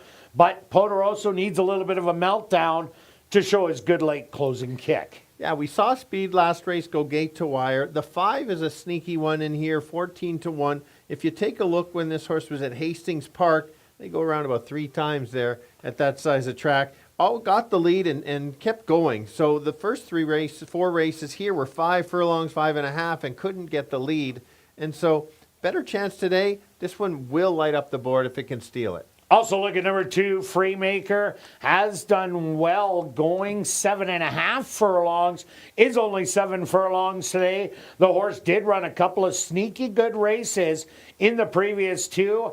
So I think that Freemaker just might be able to sit on the rail with that inside draw and get a dream trip. Yeah, look at the 7. Took some early action, starting to climb back up. This horse was running a mile on the turf over at Turf Paradise back in February. This is the right type of horse if there's a pace battle early.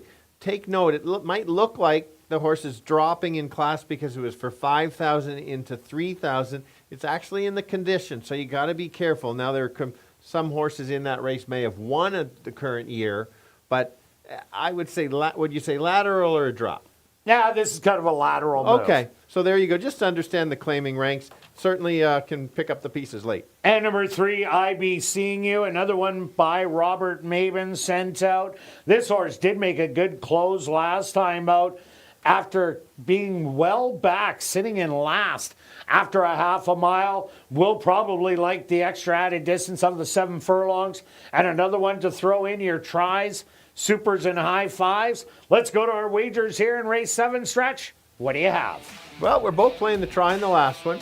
Because I've seen so much craziness over the years in the last race and in the condition, I've got my play I like to use quite a bit. I've got 4 horses, 1, 4, 6, 8, 1, 4, 6, 8, and then I've included the 3 and the 7 in third, $48 ticket. Well, you're lucky you can figure it out on your betting app, because if not, that would be a wild one to figure out. I'm just going to go 1-8, 1-8 with 2, 4, 7. That, a $1 ticket is $6. And then I'm doing the wedge, 1-8 with 2, 4, 7 with 1-8. Both of them $6, but I'm doing $2 ones, 24 in total. Good luck with all your wagers here in race 7. Whoa. Oh, yeah. Could we finish the day? This is hopefully... Come on, Stretch. We can do it. All right, 88 show on the 1. I'm going to be real thirsty after the all races. Right, that's fair. For Crazy Hour. Good luck with all your wagers here in race 7, and we'll see you back Tuesday, 6:45 Central for ASD Live.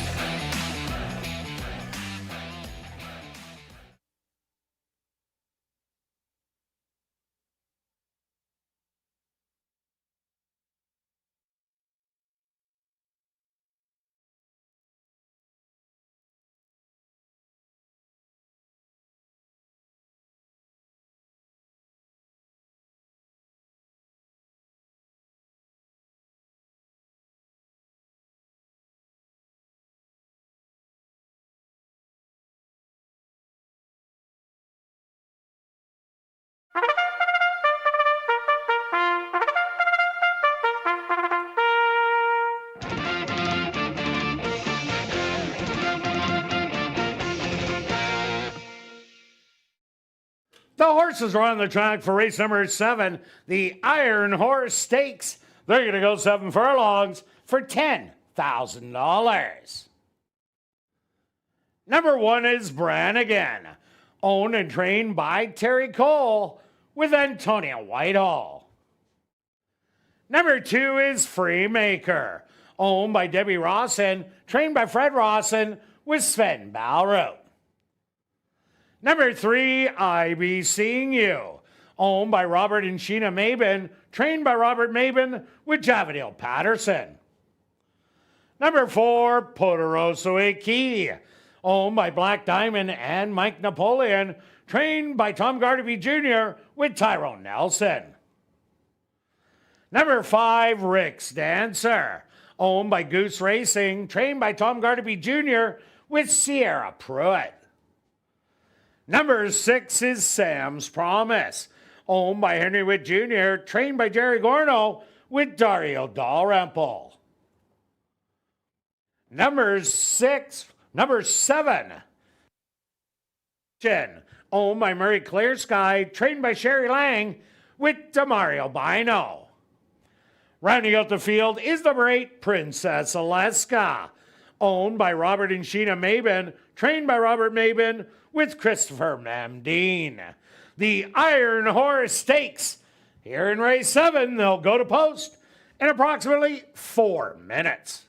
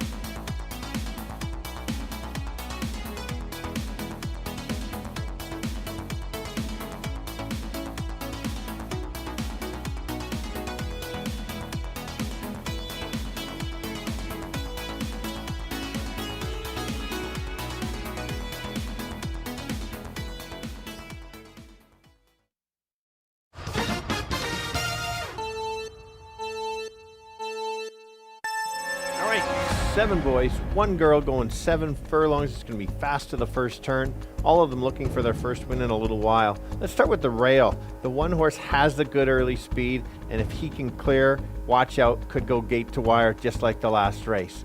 And another one to consider is the 6. This horse will not be on the lead, should be sitting just off, likes going the 2 turns. Those Delta Downs races look very good. Can just sit back and try to make a late close to get there. And then the 4 horse will be sitting back, won't be anywhere near the lead. If it's a fast pace, he'll be closing late, and he sometimes likes to light up the board at the end.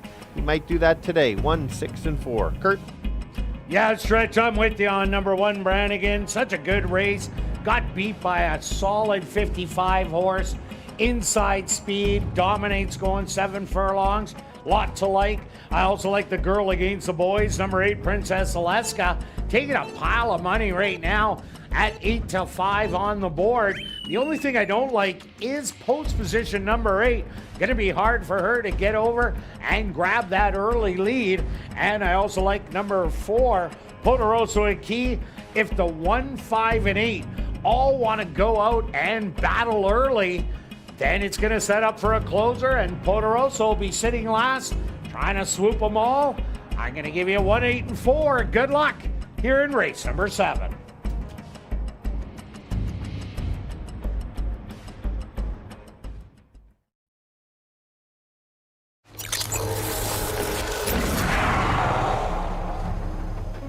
It's now 2 minutes to post time at ASD.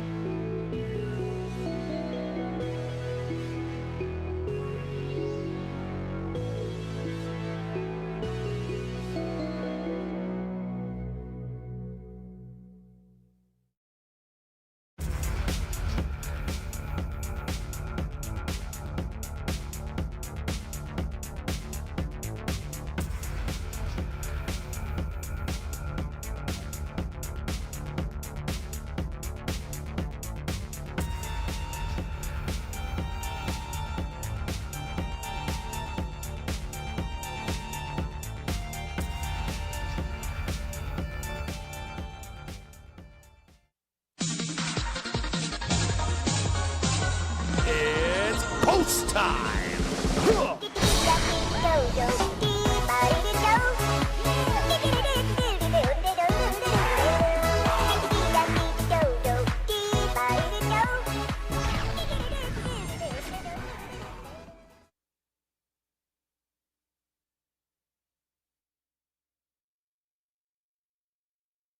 Brannigan, the current favorite, co-favorite at 2-1. First into the gate. Freemaker is now in. Next up, I Be Seeing You.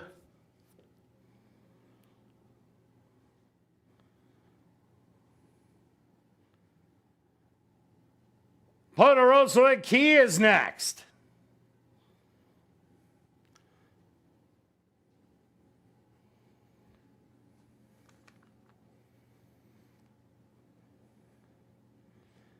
Here comes Sam's Promise.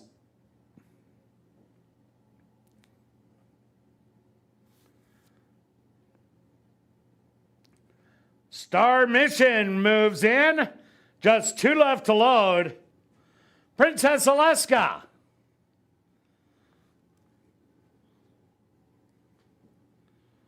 And now just waiting on Rick's Dancer. They're all set. They're at the post.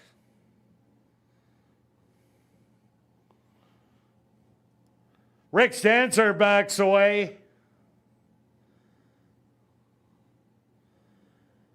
Now back in. Once again at the post. And they're off. Breaking a bit slow was Poderoso Key. Rick's Dancer quickly. Straight out to grab the early lead. To the outside, Princess Alaska. Brannigan hugging the rail in third. Freemaker in fourth. I Be Seeing You, fifth on the outside. Then it's Star Mission. Hugging the rail, Poderosa Key, and the trailer, Star Mission. Rick Stancer cuts the opening quarter in 25-1. Princess Alaska now starting to get closer in second. Brannigan in third. Settled back behind them about 6 lengths. That's going to be Star Mission trying to make a move. On the inside, Freemaker, 49-1. Princess Alaska now takes over the lead. Back to second, Rick Stancer. Brannigan trying to move up in third. Freemaker and I Be Seeing You running as a pair. And Poderosa Key on the inside. But Princess Alaska has the lead, but everybody's coming. Brannigan to the inside. Princess Alaska, Brannigan. These two coming down to the wire. Princess Alaska is going to hang on. Brannigan in second. Third's going to go to Freemaker. And fourth, I Be Seeing You.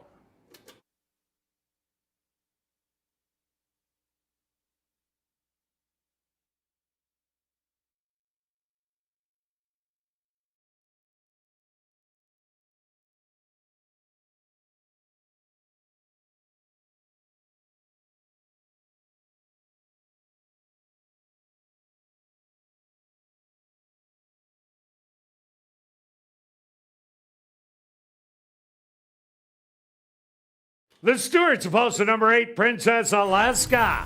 As your race winner, second goes to number 1, Brannigan. A photograph has been called to determine the show position.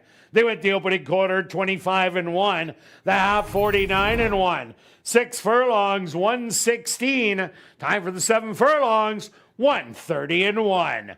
Results of the photo show number 2, Freemaker. Finishing third. Fourth to number 3, I Be Seeing You. And fifth to number 6, Sam's Promise.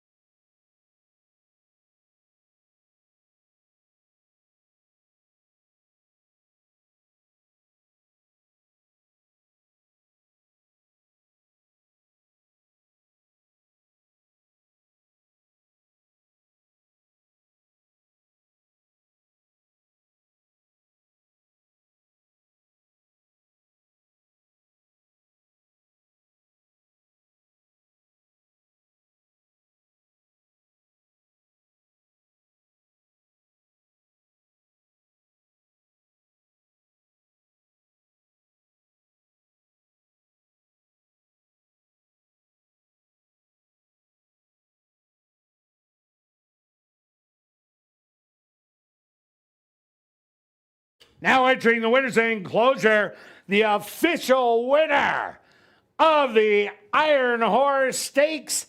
That's number 8, Princess Alaska.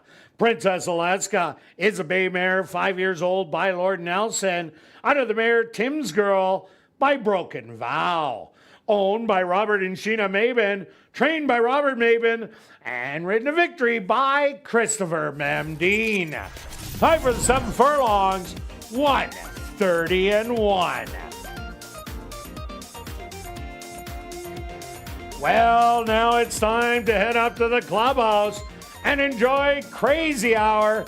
Beer, shots, and wine, $5.50 and 25% off all starters. Plus a $500 cash draw will take place at 11:30 p.m. in the VLT Lounge. And don't forget, live racing resumes next Tuesday and Wednesday at 7:30. We'll see you then.